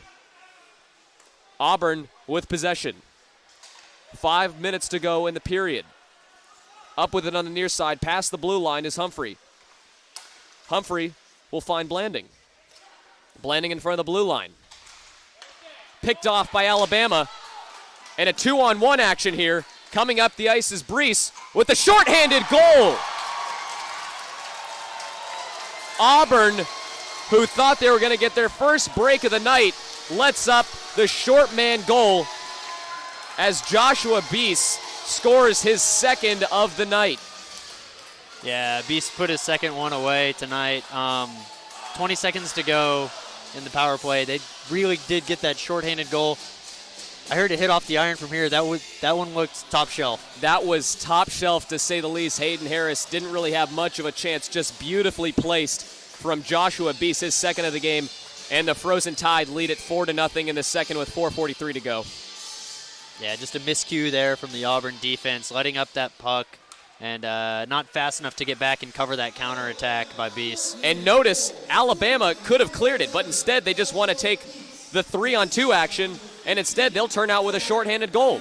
6 seconds to go in the power play, and that'll be a successful power play kill for the Frozen Tide. Puck right in front. Chandler Brown with a wrister. That one just off the mark. Being checked into the boards was Weiss. Puck at the blue line, inward to Weiss once again, trying to find Driggs, unsuccessfully doing so. Coming up with it back outside the blue line, a shot from Alabama inward. And falling on that is Hayden Harris in a scruffle down near the net, being pushed over is Jack Driggs. The refs do step in. No fight is called, but from what I've heard, any NCAA rule, you want to take me through that? Yeah, if there's a fight, I believe in the NCAA, college hockey says if there's a fight between two players, both are tossed. Both are ejected from the game immediately. And right now, I believe... But that's not the case, as Chris Dombrowski will be going to the sin bin. Auburn now with another chance for a power play, but as well with now a little 4-on-4 action, Jack Driggs also going. So both teams short one man. Yeah, I believe they just got a little too physical after the whistle had been blown. It's been a chippy game. Yeah, we haven't talked about it a whole bunch, but it really has gotten chippy. These two schools are rivals, after all. It looks to be both Auburn and the Frozen Tide are pleading their case with the referees at center ice. And you know, one of the oldest rivalries in college sports now meeting on the ice between the Auburn Tigers and the Alabama Frozen Tide. You know, it makes sense just to keep the emotions high here. I understand it. But currently, Auburn still without a goal this game, as the Frozen Tide lead things 4-0 in the second with 3:59 to go. Yeah, Dombrowski ended up in the penalty box for the Frozen Tide, and Jack Driggs for the Auburn Tigers after that scuffle is what we'll call it. Okay, that's fair. So it should be interesting just to see. Yeah, now it's right behind the net. And another Auburn player heads to the penalty box. Now this is interesting. We're going to get some 4-on-3 action. Auburn down 2 men, whereas Alabama's only down 1. And it looks like they're going to get him for fighting, I believe. Yeah, number 15, Reed Pitzer joins Jack Driggs in the penalty box for Auburn. And it looks like for cross-checking. I believe that was the call. One of my friends here in the booth helping me out with that call. I appreciate it. So now, still with stoppage in play, refs trying to get the game figured out right now. Yeah, not quite sure what exactly is going on here, but... we will inform you. It's just no one in the stands knows what is going on. A crowd of probably about 300 people here in attendance tonight at the Pelham Civic Complex. Yeah, it's going to be a 4v5 in favor of the Alabama Frozen Tide here, with 4 minutes to play in the second, as we're still waiting to get underway as the whistle's blown. And hopefully we get some clearance on what happened. The ref's still over by the penalty box. The Alabama fans really getting into it. They travel here in numbers. I see Auburn has a little section over there on the far side near the blue line, right across from their own bench. They haven't really had much to cheer about tonight. Currently, Alabama holds the 4-0 lead. Now with it is Rorris. The Frozen Tide still with numbers here on the 5-on-3 penalty. Or 5-on-4, excuse me. Shot on goal. Unable to go. Hayden Harris with a nice stop. Renger, the freshman for Alabama, calling for it near the blue line. Unable to get it. Puck right behind the net of Hayden Harris. Pass inward, an errant pass trying to find Renger. And that will travel down into Auburn's attacking third, but Alabama with possession. Renger now up with it along the far side. He'll travel in numbers. Skating around the goal of Hayden Harris. Trying to fist it out is Beast. Beast with 2 goals on the night so far. Shot inward. Blocked. Good defense there from Brandon Weiss. Once again is Renger. Now to whip it around the backboards. Alabama still with possession. 44 seconds to go on the power play kill for the Tigers. Inward right in front of the crease. Getting it out is Verone. Another shot but miscued from Lancaster, who works inside along the far side. Back behind the net. Out to Roriz. To Lancaster, who takes a shot. And it looks like the rest will call it dead. Another scuffle between the players here. Alabama and Auburn already with bad blood. And it's just getting worse. Another player for Auburn will be going to the penalty box. Yeah, I think they got a 5-on-3 for what looks like to be 20 seconds, and then the Tigers have to kill off another penalty after that. So 4 minutes of penalty kills for the Auburn Tigers. Your penalty kill line's got to be getting tired there. And you know what's really the crazy part about it? We haven't seen a penalty all game outside of this second period. Yeah, there's been a lot back to back to back here. Let's see if Auburn can dig it out and get this penalty kill. And it doesn't help their case when they're already down 4-0 here with 2:19 to go in the second period of play. Trying to clear it was Chandler Brown. Up with it now. Auburn just trying to do anything to keep it out of Hayden Harris's crease in the back of the net. Auburn who clears it. Alabama who's going to try and make another run. Stejkold, Brown, and Blanding in the game for the Tigers to try and kill this penalty. Now back to 4-on-5. 1:32 to go in the penalty play. Alabama almost back at full strength. Working his way up is Newton. Newton along the backside, right behind Harris, who passes it inward, unable to get anything to go, and clearing it out is Colin Tate. 1:28 to go. Up against the glass is Alabama. Trying to push it one more time here. They're already up 4-0 here with 1:14 to go. We're still in the second period of play. A lot of penalties have been called now. There with Martin to take a shot on goal, and falling backwards is Hayden Harris, but doing a good job to keep it out of the net. Out with it is Humphrey. No call for tripping, it seems, and trying to clear it out. Yeah, delayed penalty call there for tripping. Ref raised his arm. So that's good to see, but that's just another penalty. My goodness, in these last 5 minutes of play here, it's been tough to call this game. My goodness. Yeah, it'll be a 4-on-4 for what looks to be about 37 seconds. Yeah, 37 seconds. And then after that, the Auburn Tigers will have about a minute and a half as we come back in the third, because there's only 55 seconds left to play in the second here. So Loa Carousel, the man for Auburn, still in the penalty box for another 37 seconds, and now going to the penalty box for the first time is John Curtin, who already has a goal early on in this game.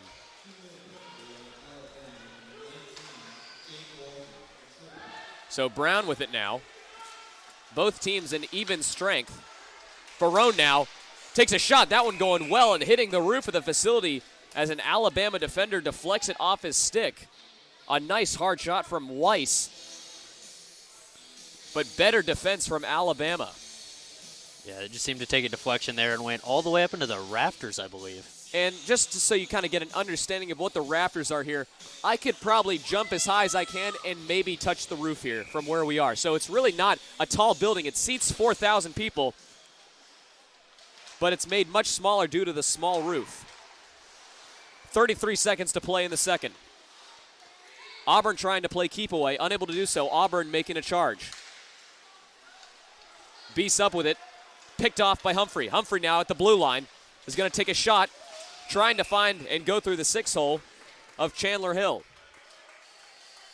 Stoppage of time. Auburn back on full strength now, and Alabama still down a man with a minute and 23 seconds to go in the penalty play and 18 seconds to go in the second period regulation. Alabama still leading it 4-0. Goal scored from Sam Kalaman, John Curtin, and 2 from Joshua Beese. Yeah, 18 seconds to go in this second period. Let's see if Auburn can get a quick goal on this power play here. That would be nice to see. A quick attempt and a miss there. A whiff from Humphrey. Back into the boards on the near side, and Auburn's attacking third. Trying to whip it around is Robeson. Alabama looking to clear with 4 seconds. They'll successfully do so, and that will expire the clock here in the second period. Auburn could not push anything across in an eventful latter half of a second period of play with a combined 5 penalties from both teams. Currently, Alabama leading at 4-0. We'll be heading in to the third period play right after this short break. You're listening to WEGL 91.1 FM in this live stream broadcast. We appreciate you tuning in. We'll be right back. Your daughter just had her first breakup. Do you A, put yourself in her shoes? How could he do this to you? And for Sheila, she has split ends. B, console her. Oh, sweetie, this is going to happen a lot. 4, maybe 5 more times before you get married. C, take charge. Got to get this all straightened out. Keep a little talking to, man to man, mano a mano. Hey, Steve. Is now a good time? No? Okay, no problem. Bye. Or D, help her find a new boyfriend. I know a great place to meet boys. The internet. Nice, single boys. Never mind. How about some ice cream? As a parent, there are no perfect answers. But you don't have to be perfect to be a perfect parent. Thousands of teens in foster care will love you just the same. For more information on how you can adopt, visit adoptuskids.org. A public service announcement from the U.S. Department of Health and Human Services, Adopt U.S. Kids, and the Ad Council. It may be hard to believe, but people just like you are already saving money. FeedThePig.org makes it easy. Their simple savings plan teaches you how to start saving without going overboard. So you don't need to mooch off your friends. You gonna finish that grape? You mean the one in my mouth? You don't need to stop buying the necessities. What you're smelling is a natural musk. Ew. You don't need to be a medical test subject. How do you feel? Mostly okay. Sometimes, though. You don't need to get a second job as a stuntman. We need a new stuntman. Let's break for lunch. You just need an internet connection. Don't get left behind. Start your personal savings plan with the tips and tools on feedthepig.org. That way, you don't need to sell your soul to the devil. $15 is the best I can do. All right, deal. Brought to you by the American Institute of CPAs and the Ad Council. I loved playing high school sports. I loved the competition, the camaraderie, the bands, the crowds, all the pageantry, and I wanted to keep playing. But I graduated. No colleges called, and neither did the pros. So, to stay close to the game I loved, I decided to become a high school official. You know, a referee. When I played high school sports, I learned the importance of integrity, good sportsmanship, and respect for the rules. Now, as a high school official, I get to help model these same values to others. Maybe the colleges and the pros didn't call, but the kids in Alabama did. And now, I'm enjoying the competition, the camaraderie, the bands, the crowds, and all the pageantry of high school sports all over again. This message presented by the Alabama High School Athletic Association and the Alabama High School Athletic Directors and Coaches Association. Come on, Dad. I'm running circles around you. I know, sweetie. Dad's not very fast these days. What about yesterday? Were you fast yesterday? No, not. Or the day before that? I was. Or the day before that? Actually, I wasn't ever really fast. Hard to believe, I know. Kids are special. Let's treat them that way. That's okay. When I was little, I wasn't fast either. Now I'm fast, so you'll be fast tomorrow. That's how it works. Now come on.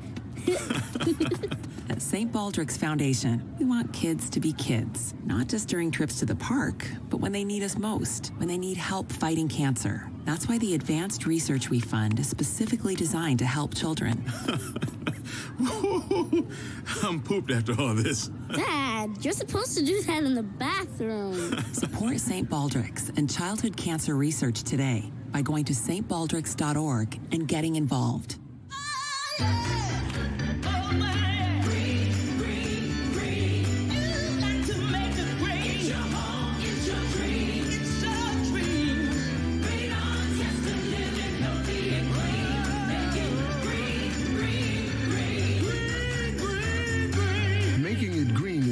sure the air in your home is healthy for your family to breathe. Make sure you test your home for the presence of radon.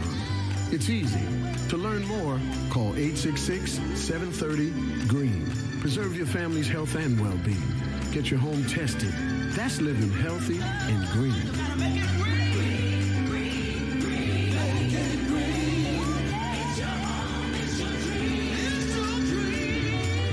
Make sure you test your home for the presence of radon. It's easy. To learn more, call 866-730-GREEN. A message from the U.S. EPA.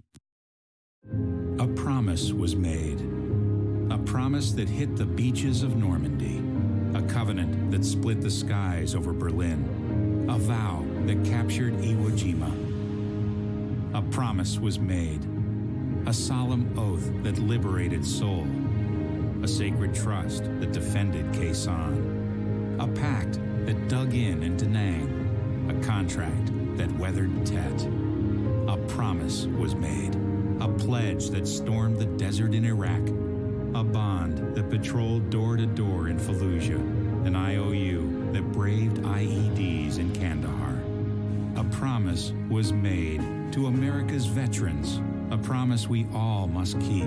DAV fights for all veterans and their families so they get the health care, financial benefits, and support they earned. If you're a veteran who needs help or you'd like to help us keep the promise, visit DAV.org.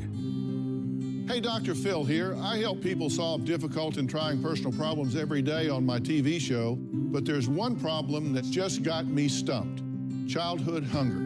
Nearly 16 million children in America struggle with it. That's 1 in 5 kids who may not know where their next meal is coming from, despite the fact that there's more than enough healthy, nutritious food out there to feed them all. Now, I don't know about you, but that is unacceptable to me. Luckily, the Feeding America network of good people is out there collecting surplus food and giving hope to hungry children and their families at local food banks all across the country. But let's face it, they can't do it without your help. Join me in supporting Feeding America and your local food bank at feedingamerica.org. Brought to you by Feeding America and the Ad Council. Together, we can solve hunger. Together, we're feeding America.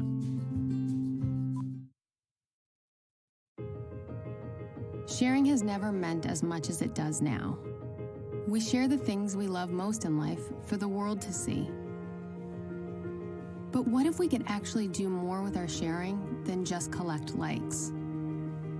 What if this sharing could be used to make a difference? Now there's a place where we can put all that sharing to good use.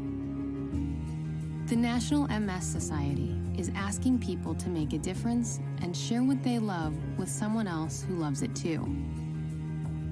Whether it's surfing, dancing, or whatever is important to you, we've created a place that'll help you get your experience out to the world. If you have a story, share it. If you have a solution, share that too. Join us at wearestrongerthanms.org, because together, we are stronger.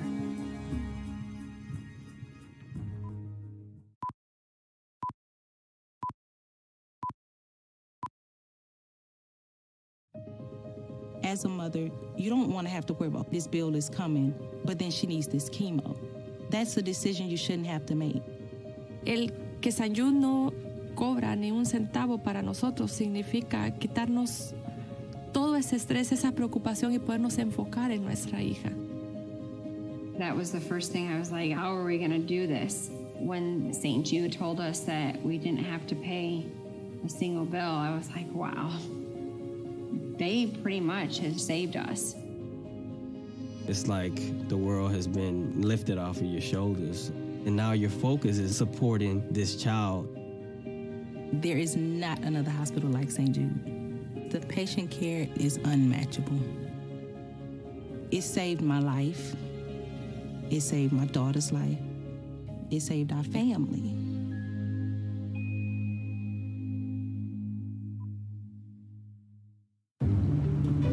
Dad, we need to talk. Can we just enjoy the drive? If you're not going to listen to me, who will we listen to? Jeffrey. Marcia Gay Harden? What? Eyes on the road, Dad. What are you doing? What are you doing in my back seat? How did you get in here? You're getting older. Not that old. Your brain's changing. It's natural. Yeah, that's what I was saying. Honey, I've got experience with this. Jeffrey, brain health is all about making the most of your brain as you age and helping to reduce some of the risks to your brain. Really? Now that's interesting. So, you'll talk to her about this, but not me. Marcia Gay Harden? Where did she go? Learn what you can do to help keep your brain healthy at brainhealth.gov. She didn't say goodbye? I mean, I would have. Visit brainhealth.gov.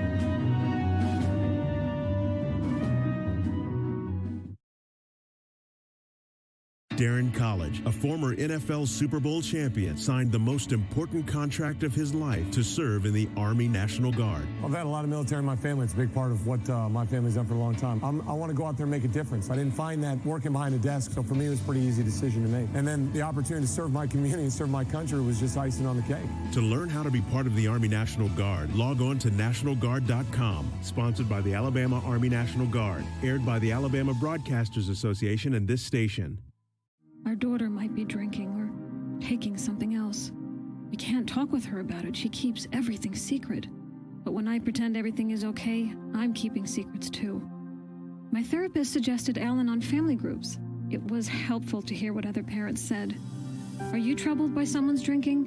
You might be surprised at what you could learn in an Al-Anon family group from people just like you. Call 1-888-4-AL-ANON or visit alanonfamilygroups.org. Hi, I'm Anthony Anderson, and on TV, I play a dad who has it all. But growing up, my real life was very different.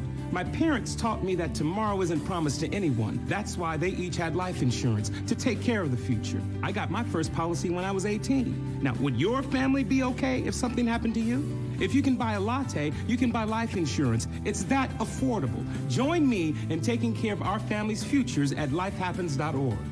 A public service message from the nonprofit Life Happens. I want to thank my mommy for loving me so much, for taking me to the doctor when I broke my foot, for leaving me alone when I wanted to be alone. And now, as a grown-up, I'm thankful for being able to take care of you, my dear mom, for taking you to your therapies, for understanding that sometimes you simply want to be alone. Roles change without us noticing. That's why AARP gives you the information to provide even better care for your loved one. Visit aarp.org/caregiving. Brought to you by AARP and the Ad Council. There are 250 miles of trails in Alabama state parks. That's 250 miles for you to hike, bike, and explore. And it's something we want to share with future generations. Help us improve these trails by becoming a partner in the Alabama State Parks Trail Program. To learn more about the importance of outdoor recreation and how you can help with the development and management of this new trail program, visit alapark.com or call 800-ALAPARK. Sponsored by the Alabama State Parks, the Alabama Broadcasters Association, and this station. The Army National Guard is committed to keeping the country safe and our communities secure. Composed of hundreds of thousands of citizen soldiers from all walks of life, the Guard is always ready to respond to local or national emergencies. We protect the homeland. We're always there when called upon, and in every state and territory, we stand guard for our communities. To learn more, log on to nationalguard.com. Sponsored by the Alabama Army National Guard. Aired by the Alabama Broadcasters Association and this station. Selfless service is the guiding principle that drives Army National Guard soldiers to be always ready whenever disaster strikes. They are your next-door neighbors and your colleagues in schools, offices, and factories. To be a Guard soldier is to stand ready to serve at all times for family, for community, and for country. To learn more, log on to nationalguard.com or contact an Army National Guard recruiter in your area. Sponsored by the Alabama Army National Guard. Aired by the Alabama Broadcasters Association and this station.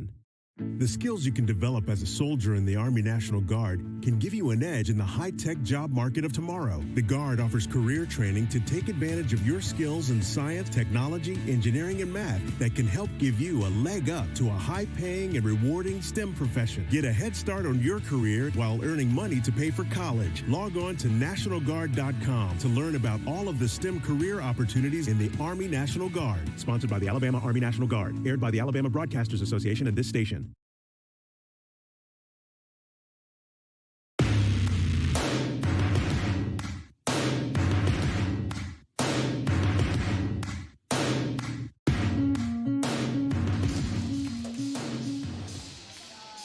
And welcome back to the Pelham Civic Complex here with Riley Brill, myself, Aiden Kowalski here calling the game live between the Alabama Frozen Tide and the Auburn Tigers. Currently, Alabama leads things 4-0. We're about set to get ready for third period coverage, but just tell me what happened in an exciting second period, Riley. Yeah, we got an update from Sam Schillings and his injury. He took a stick to the back of the knee when there was a fight in front of the net.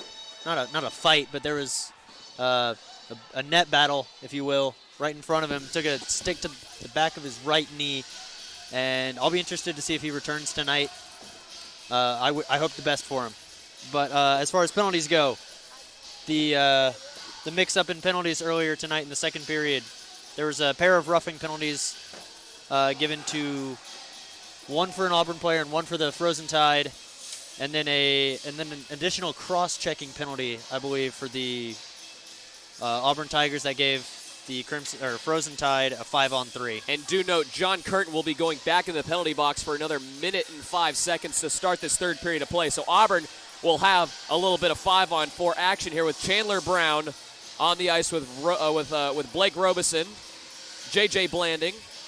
On the far side, looks like Henry Humphrey and Ryan Scott, the starting five here in the third period of play, and we are underway. Auburn's got to get back 4 goals here if they want to get back in this game. Yeah, they got a mountain to climb, but I don't think it's going to be impossible. It's been done before at some point. It's been done before last year, in fact, almost done before when Auburn played MTSU. Almost came back from a 3-goal deficit heading into the final period of play. So we will see if that holds true here. And Auburn can kind of come back here with now 36 seconds to go on the Alabama penalty kill. 19:27 to go here in regulation. Chandler Brown now working it up past the blue line at center ice on the far side. Looking to make something happen. Backhand now back around behind the net. Passes it out to Blanding. Back to Brown. To Blanding from the blue line. Unable to go. Puck in the crease. And unsuccessful. That puck will be cleared out by Alabama. Auburn now maybe with one more chance here, but that does not look like it'll be the case.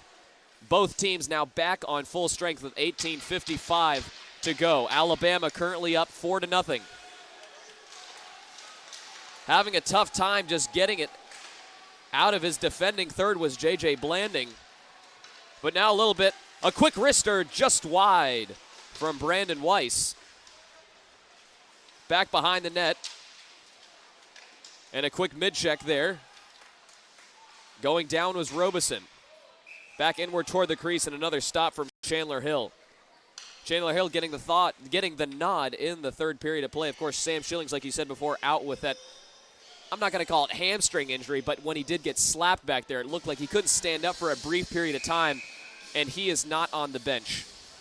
Yeah, I think he's still back in the locker room behind us, but like I said, I do hope the best for him. I hope he's all right. Hope he doesn't miss too many games. And we will determine that one tomorrow as the same two teams will be playing at 2:30. So now Auburn with possession of it. Harrisau back out trying to find Weiss, but it'll go behind the Crimson Tide goalkeeper. Alabama taking position back. Trying to fist it out. Of course, both teams back on full strength. Of course, now a quick wrister shot from Brandon Weiss, unable to go. On the near side, and Auburn's attacking third. Near the right faceoff circle. Slap shot taken from Patillo. Auburn gets it back. Patillo calling for it is Weiss. Weiss is going to take a shot. That one sailing past the glove but wide. To the backboards. Now to Edwards for Auburn. Pass it up to Patillo. Patillo will shoot and score. Auburn strikes finally in the third period of play. Yeah, 2.5 minutes into the third period. Auburn finally find their first goal. Caleb Patillo leading the charge right near the Auburn bench. Auburn gets back one of the 4 goals they'll need to stay in this game. Yeah, that's what I was talking about. They really did a good job moving the puck with their defensemen while they had the puck in their offensive zone there. And he took a slap shot, and it found its way in the back of the net. Calling it now, this will be one of the greatest comebacks we'll see in Auburn club hockey history. Let's just say it now. Auburn scoring their first of the game coming in the third period. A tall task for the Tigers, but I believe they can do it. Auburn with possession. Back out towards center ice. Verone defending. And going down is Renger on the far side, and the fight is breaking out. That's Verone right in the scrum of it. Not sure who the Alabama player was, but he must have said something. Yeah, I think Stephen Verone there. And it looks like TJ Lancaster will be headed to the sin bin. Lancaster and Verone really got after it. It looks like almost a boarding call, I think, is what they're going to talk about here near center ice. And still some chirping going on between the two benches. It's a heated match here tonight. Yeah, there's still 17 minutes left in this match for them to get even more heated. And you know what's going to be interesting?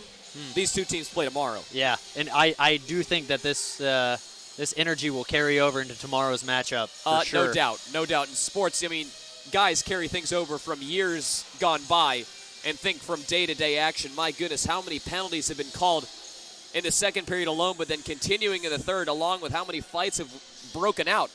Not only in this game, but the games I've called previously, it seems like Auburn is always trying to pick out something to get on the other team. Yeah, Auburn's a very physical team, and they like to let the other team know that.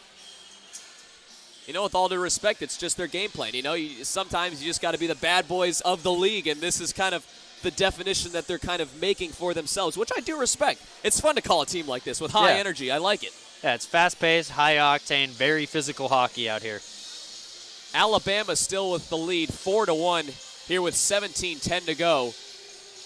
So two players going to the penalty box. For Alabama, I believe TJ Lancaster. And for Auburn, if we can see that correctly, I believe that's Blake Robeson who's in there. So some 4-on-4 action once again to start off this third period of play. On the ice for Auburn will be Humphrey, Blanding, Brown, and Driggs. Yeah, it looks to be a 4-on-4. 2 minor penalties assessed. As another stoppage. It'll be Dickinson, Markin, Beese, and Kalaman in for Alabama. Behind the net, of course, is Chandler Hill replacing the now injured Sam Schillings. He will be questionable to see if he'll be able to continue for tomorrow. So now play will resume here with 17 minutes to go in regulation. Alabama still up 4-1. Auburn trying to make a charge here. Driggs finding Humphrey. Humphrey at the far side near the blue line. Going to try to find and take a shot inward by Driggs. Driggs, who will send it to the backboards. Alabama gets possession. Being poked around. Out back behind Hill. It's Driggs and Martin right behind the net. Auburn now with a free opportunity here. Shot inward off the pad, shot from Humphrey. And another stop. Alabama now with numbers. A 2-on-2 situation. Splitting his defenders and another good stop from Hayden Harris. Shot taken from Mike DeLeese, unable to go. Back the other way is Humphrey. Shot from Weiss. Off the pad. No good. Alabama back with it. A lot of back and forth action with Renger. From the slot, he'll shoot, and Hayden Harris will fall on it. Stoppage in play with 15:53 to go in the third period of play. Auburn down 3 goals. Yeah, we got 43 more seconds left in this 4v4. And then it'll become 5-on-5. Both sides will come back to full strength here. Now, Riley, I don't know how much experience you have with the game, but does it really change up your game plan when you have a 4-on-4 action going? Yeah, usually you have to substitute somebody out. I mean, obviously, because it's a 4-on-4, but usually you play with without a center, or your entire game plan shifts.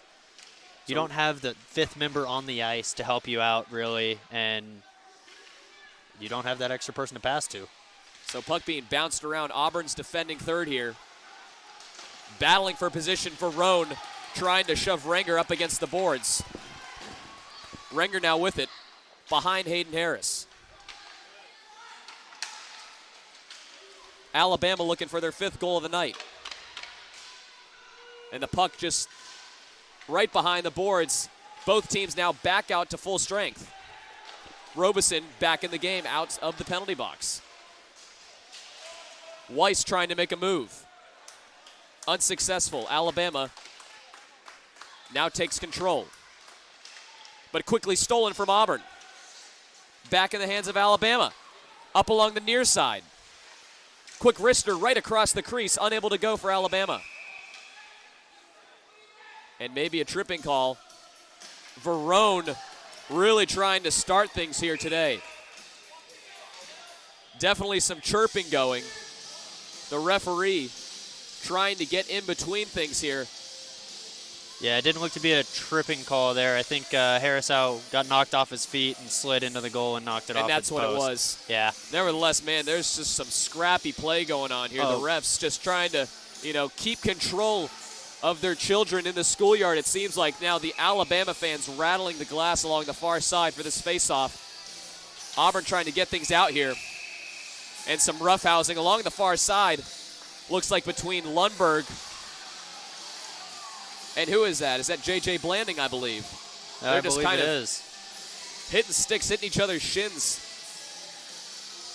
It's really gotten heated here. There's bad blood between these teams, no doubt about that. Here with 14:40 to go in the third. Still 4-1. Dombrowski and Tate to face off. Dombrowski will win it for Alabama. Behind Hayden Harris, the goalkeeper for the Auburn Tigers. Up with it now is Kalaman, already with 1 goal earlier today. Out with it now is Lundberg. Slap shot quickly taken in from DeLeese, unable to go.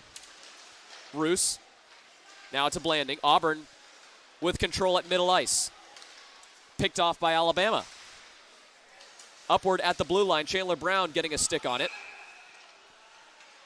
And losing his footing was Dombrowski. Take me through that play. That was just an offside there, it looked like. Nothing too major. Just got ahead of the puck, unfortunately, for the Frozen Tide. But we're going to have another face-off in the neutral zone. Let's see if Auburn Tigers can get another tally to their ever-growing face-off victories. Well, they've got 14 minutes left to get as many of those as possible, but more importantly, they're down 3 goals. So they've got to get some back here. Of course, the first one tonight from Caleb Patillo. And now Chandler Brown will take a shot at goal. That one sailing just wide to the back boards. Trying to get it out is John Curtin for Alabama. Lundberg on the far side, and Auburn's attacking third. Chandler Brown will watch that sail by him past the blue line. 17 v 17. Mike DeLeese and Chandler Brown out battling for possession. Verone with it at mid-ice on the far side. Up to Edwards. To Verone, and shoots, he'll score! Stephen Verone, Auburn's 2nd goal of the game. They're now only down 2. 13 minutes and 20 seconds to go. Riley, I'm telling you, I'm starting to feel the energy here. An Auburn comeback is in the air. I can feel it. Yeah, they cut the goal lead down to 2 with 13 minutes and 20 seconds left to play in the third. And common saying goes, a 2-goal lead is the most dangerous lead.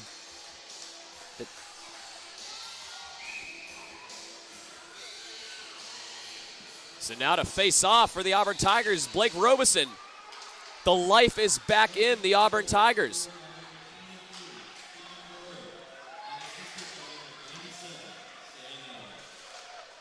Now inward. Alabama with possession. With it now is Rohrs. Rohrs inward. Past the crease. Hayden Harris doing a good job of keeping it out. Out with it back behind the glass. Upward trying to dodge a defender, it looked like there from Robeson. Backwards all the way to Hayden Harris, right in front of the crease. He'll give it up to Blanding. Auburn still with possession at mid-ice. Up along the near side, charging is Robeson once again. Coming around the backboards, battling for position. He'll lose his footing. Pack behind the net of Alabama. Shot there from Harrisau to Mumford. Now Alabama, 2-on-2 situation, and an offside, I believe, will be called. Yeah, that's just discipline there, Aiden. Getting a little ahead of the puck yet again, not being able to get in that offensive zone for the for the Alabama Frozen Tide here. So we're going to have yet another face-off with 12 minutes and 7 seconds to go in the third period as Alabama leads 4-2. So, of course, that goal from Steven Verone and then earlier on by Caleb Patillo. Auburn only down 2 here with 12 minutes to go in regulation. Auburn with possession with new life here in this third period, it looks like. Yeah, no one in the sin bin this period. Or, well, I guess right now. Yeah, not right now, but I think Auburn's definitely come out to play this third period. They seem to have a new life, as you said. Shot taken from the blue line, not a smart decision from Dombrowski. And Hayden Ayers had to fall on it as that one got a little too close to going past the red line of his crease. A dangerous play. 11:38 to go in the third. Auburn's only down now by 2. Of course, to begin the third period, they were down by 4, scoring 2 goals, coming from Caleb Patillo early on and then Steven Verone just a moment ago. For Alabama, goals that were scored by Sam Kalaman and John Curtin, and then 2 from Joshua Beese. Alabama has stayed dormant ever since that last goal. Auburn victorious in the last face-off, but Alabama will quickly steal it back. With it now is Scott, and Auburn's defending third. Working his way up is Blanding. Brown with a one-on-one. He'll shoot and go off the post. A near miss from Chandler Brown. That would have brought the game within 1. Auburn still with possession from the blue line. Shot defended off by Alabama. Out with it now is Humphrey. Humphrey at the blue line loses the puck. Taken back by Alabama. A 1-on-4 situation, nowhere to go is Martin. Auburn takes command back. Right at their own blue line. Will fist it up toward mid-ice. 10:40 to go in the third. Alabama still up 4-2. Yeah, Chandler Brown's got to be shaking his head after that one. He had a really good opportunity to score there. Just hit off the iron. And I'll tell you, that was just a one-on-one opportunity. It was him and the goalie to beat, unable to do anything with it. So it's the missed opportunities which might cost Auburn tonight. Nevertheless, they're out with vengeance here tonight. Yeah, he can't keep that in his mind for too long because he's still got 10 minutes to play tonight. And he's got to keep that out of his mind so he can try to find a goal in Auburn's third of the night to bring it within 1. Ryan Mumford now back in the game for Auburn. With 5-on-5 action here. I have not been able to say that a lot in the last 2 periods. Out in front of the goal and landing on that is Chandler Hill.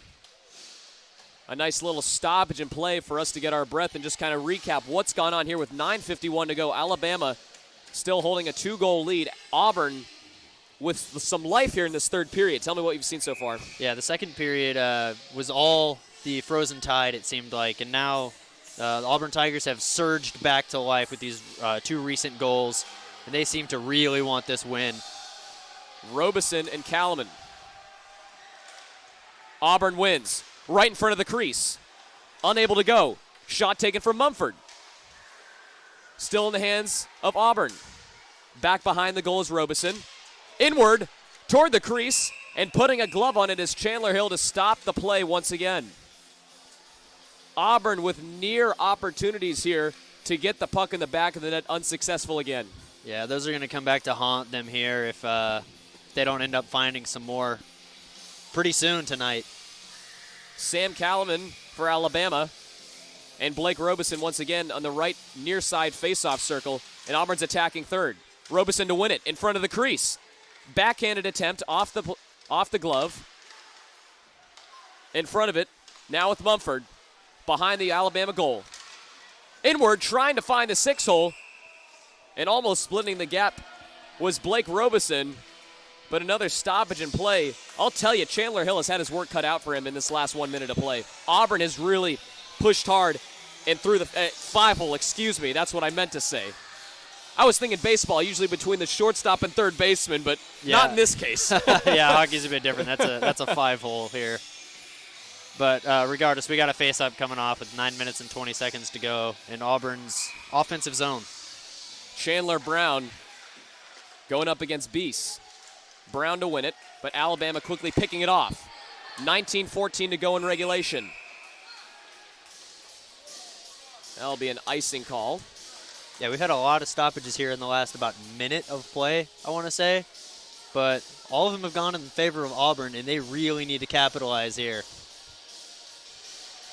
9 minutes, 11 seconds to go for Auburn, looking to score just 2 more goals to tie it up, 3 to take the lead. They've shown new life here in this game. Alabama with possession on the far side, and they're defending third. Weiss with it. Weiss trying to make a move. Doesn't have an angle on that last shot.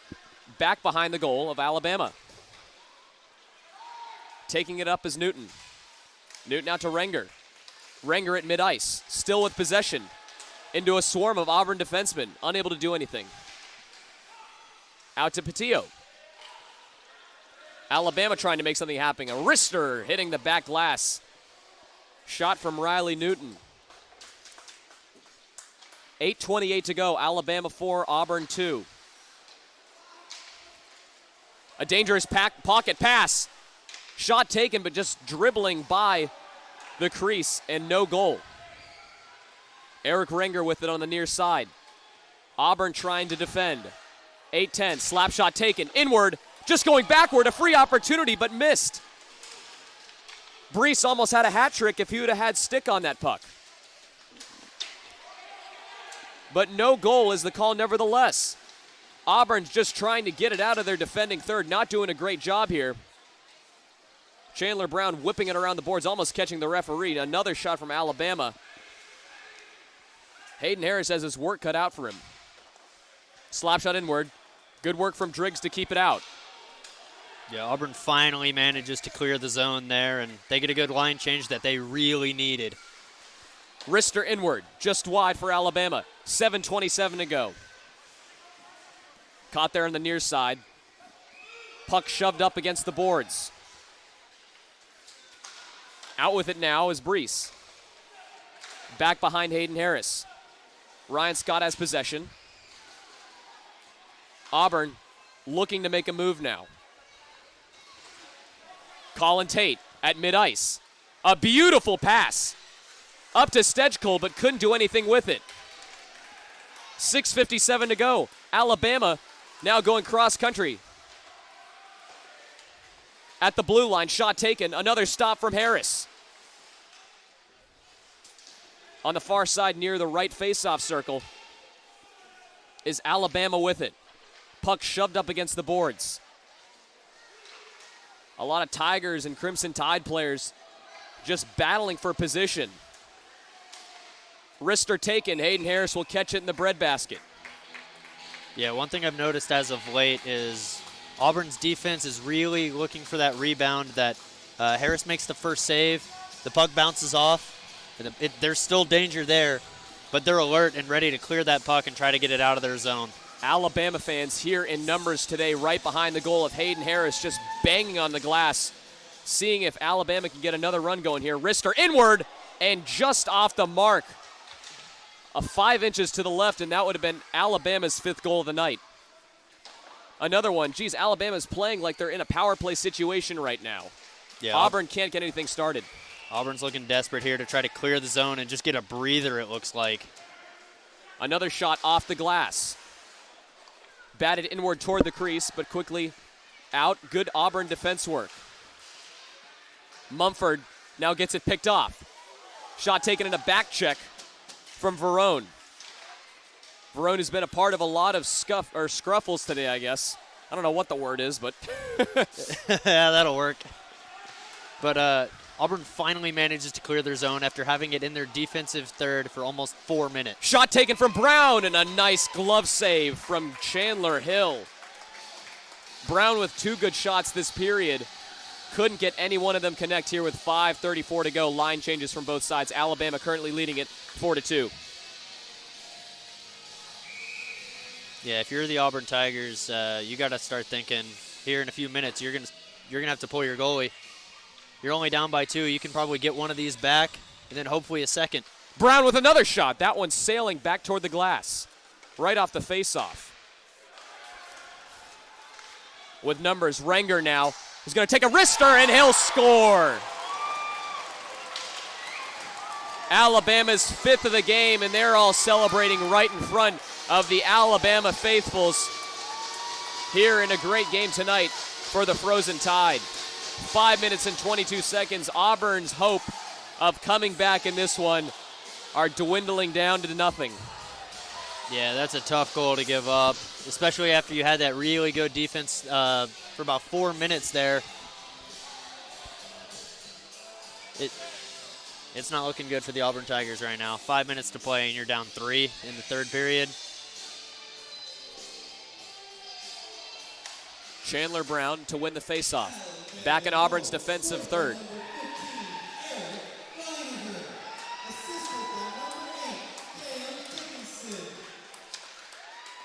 Up with it now for Auburn is Brown. Up along the near side, and they're attacking third. Behind the goal of Alabama. Ryan Scott with it. Just under 5 to play here. Renger with it again, looking to do the similar result. He'll try to do it again, and that one just going off the iron. A near miss, and back-to-back goals almost there for the freshman. And a quick shot there from Weiss. Unable to get that one to go off the pads of Hill. Back and forth action here with Chandler Brown. Another wrister, that one sailing just high and over the crossbar. 4:30 to go. Another shot and stopped from Haggerty. Yeah, Auburn's run they seem to have made with the 2 goals to get back into it. The door was slammed in their faces almost with that 5th goal coming late in the third period with 4.5 minutes to play in the game. Of course, we'll be back here in action tomorrow at 2:30. The same 2 teams back on the ice once again. Alabama currently holds a 3-goal lead. A 2-on-2 situation. Up along the near side is DeLeese. Auburn doing a better job of defending. Up along the near side in front of the benches at the blue line. Tigers with possession. That's Beach. Beach finding Stejkal. Up at center ice. Under 4 to play. And a wild shot there from the Bud Light advertisement. Just past the blue line, as there will be line changes for the Tigers. That puck getting a little piece of the ref there. He's had to call 2 games today and has a record of now breaking up a lot of fights from what we've seen so far. Yeah, these refs have really been doing their job tonight. I think they've been doing a good job. I agree. And just trying to keep everything under control, it's not easy. Back behind the Alabama goal, the Frozen Tide with possession. Quickly picked off, and another shot on goal, and just off the mark there from Harrisau. Behind the goal once again is Edwards. Alabama will intercept. Dombrowski up with it at mid-ice, looking to take a shot from the blue line. Unable to go.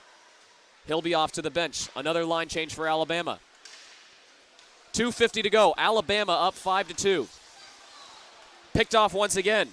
Renger looking to make a charge. Verone says no to that. Swooped out of the air from Verone at the blue line. Tried to take a shot, but blocked by the stick, I believe, of Mike DeLeese. Now on the near side with numbers is Alabama. Shot inward. Good stop from Harris. Chandler Brown on the far side at mid-ice. 2:20 in the third period. Brown looking inward, trying to find Weiss, unsuccessfully doing so. Brown behind the net. The no-look shot, it seemed. Out with it now is Ryan Scott, who will pass it upward, rattling around the boards. 2 minutes to go in regulation. Alabama still up 3 goals.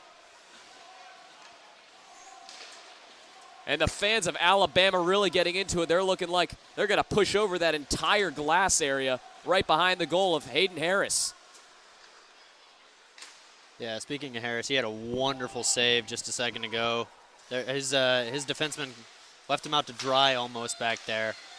He had to make a one-on-one save across the crease, slid down to cover his bottom left corner, made the save, made it look beautiful. Puck battered around mid-ice. A lot of changing of possession. And finally a stoppage in play with 1:22. Auburn, who looked like they had hope to start the third period after scoring 2 back-to-back goals from Caleb Patillo and then Steven Verone, now just kind of lost all hope after the goal from the freshman and Eric Ranger, who put the Crimson Tide up 5-2. Yeah, they're still fighting out here, but I think it looks like some of them are thinking more about tomorrow than tonight right now, as they play tomorrow again. Same teams, same place. Different time. Different time, yeah. And maybe a different result we'd like to see. I'd hope so. A minute to go in regulation in this one. Alabama looks like they will hold on. Auburn just trying to maybe squeak out one final goal here. They're playing like they want it. Under a minute to go. Out now to Mumford. Mumford, who takes a shot on the inside, blocked by an Alabama defender. Being checked into the boards is LeBlanc. Alabama looking to make a run. Auburn has not pulled Hayden Harris.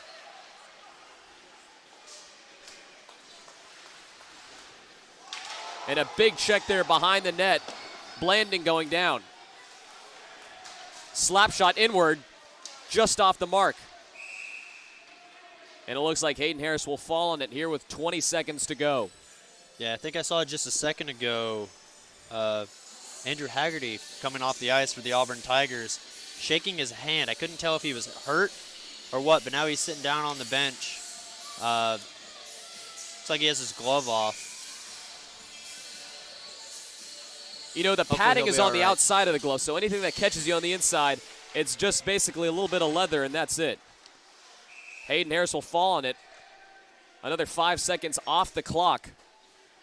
And Alabama that much closer to their 26th consecutive win against the Auburn Tigers. And, of course, Alabama, their first year as a Division III club team. Of course, their Division I team played the previous game against Liberty University. And another whistle blown.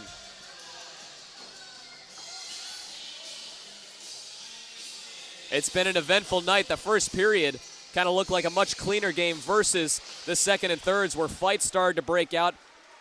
Many players went to the penalty box, definitely double digits in penalty minutes given from both sides. 5 seconds to go, and it looks like that will do it here tonight.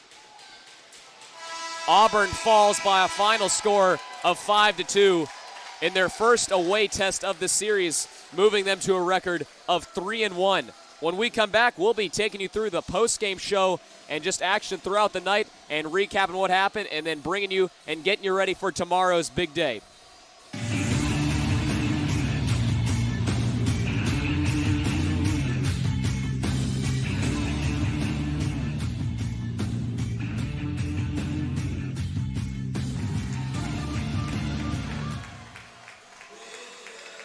Auburn, the Auburn Tigers, who fall by a final score of 5-2, could not come back after scoring 2 goals in the third period. One from Caleb Patillo and one from Steven Verone was not enough to finish off the deal.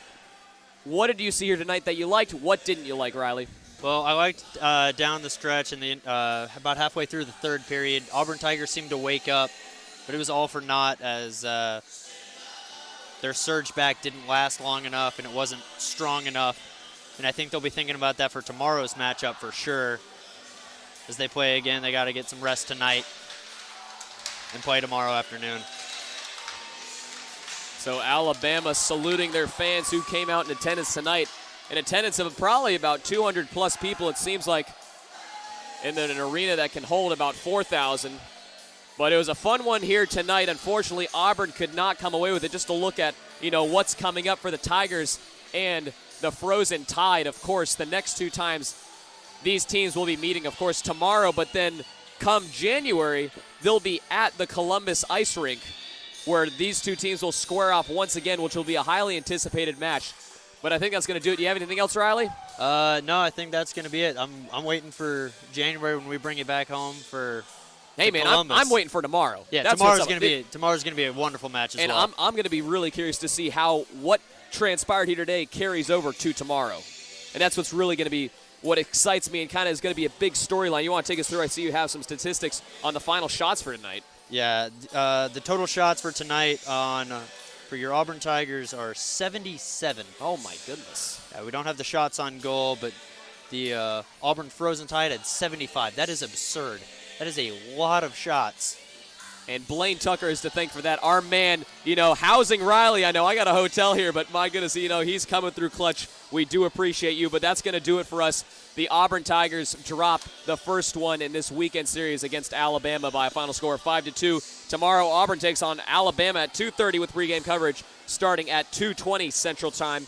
Riley Burl and myself will be on the call for that one. Thank you for tuning into tonight's game here on WEGL Twitter live stream. For more Auburn hockey, check out our website, weglfm.com. For highlights and full game broadcasts, tune into our SoundCloud or iTunes page by searching WEGL 91.1 FM and follow us on Twitter at WEGL_AU for updates about future broadcasts and more.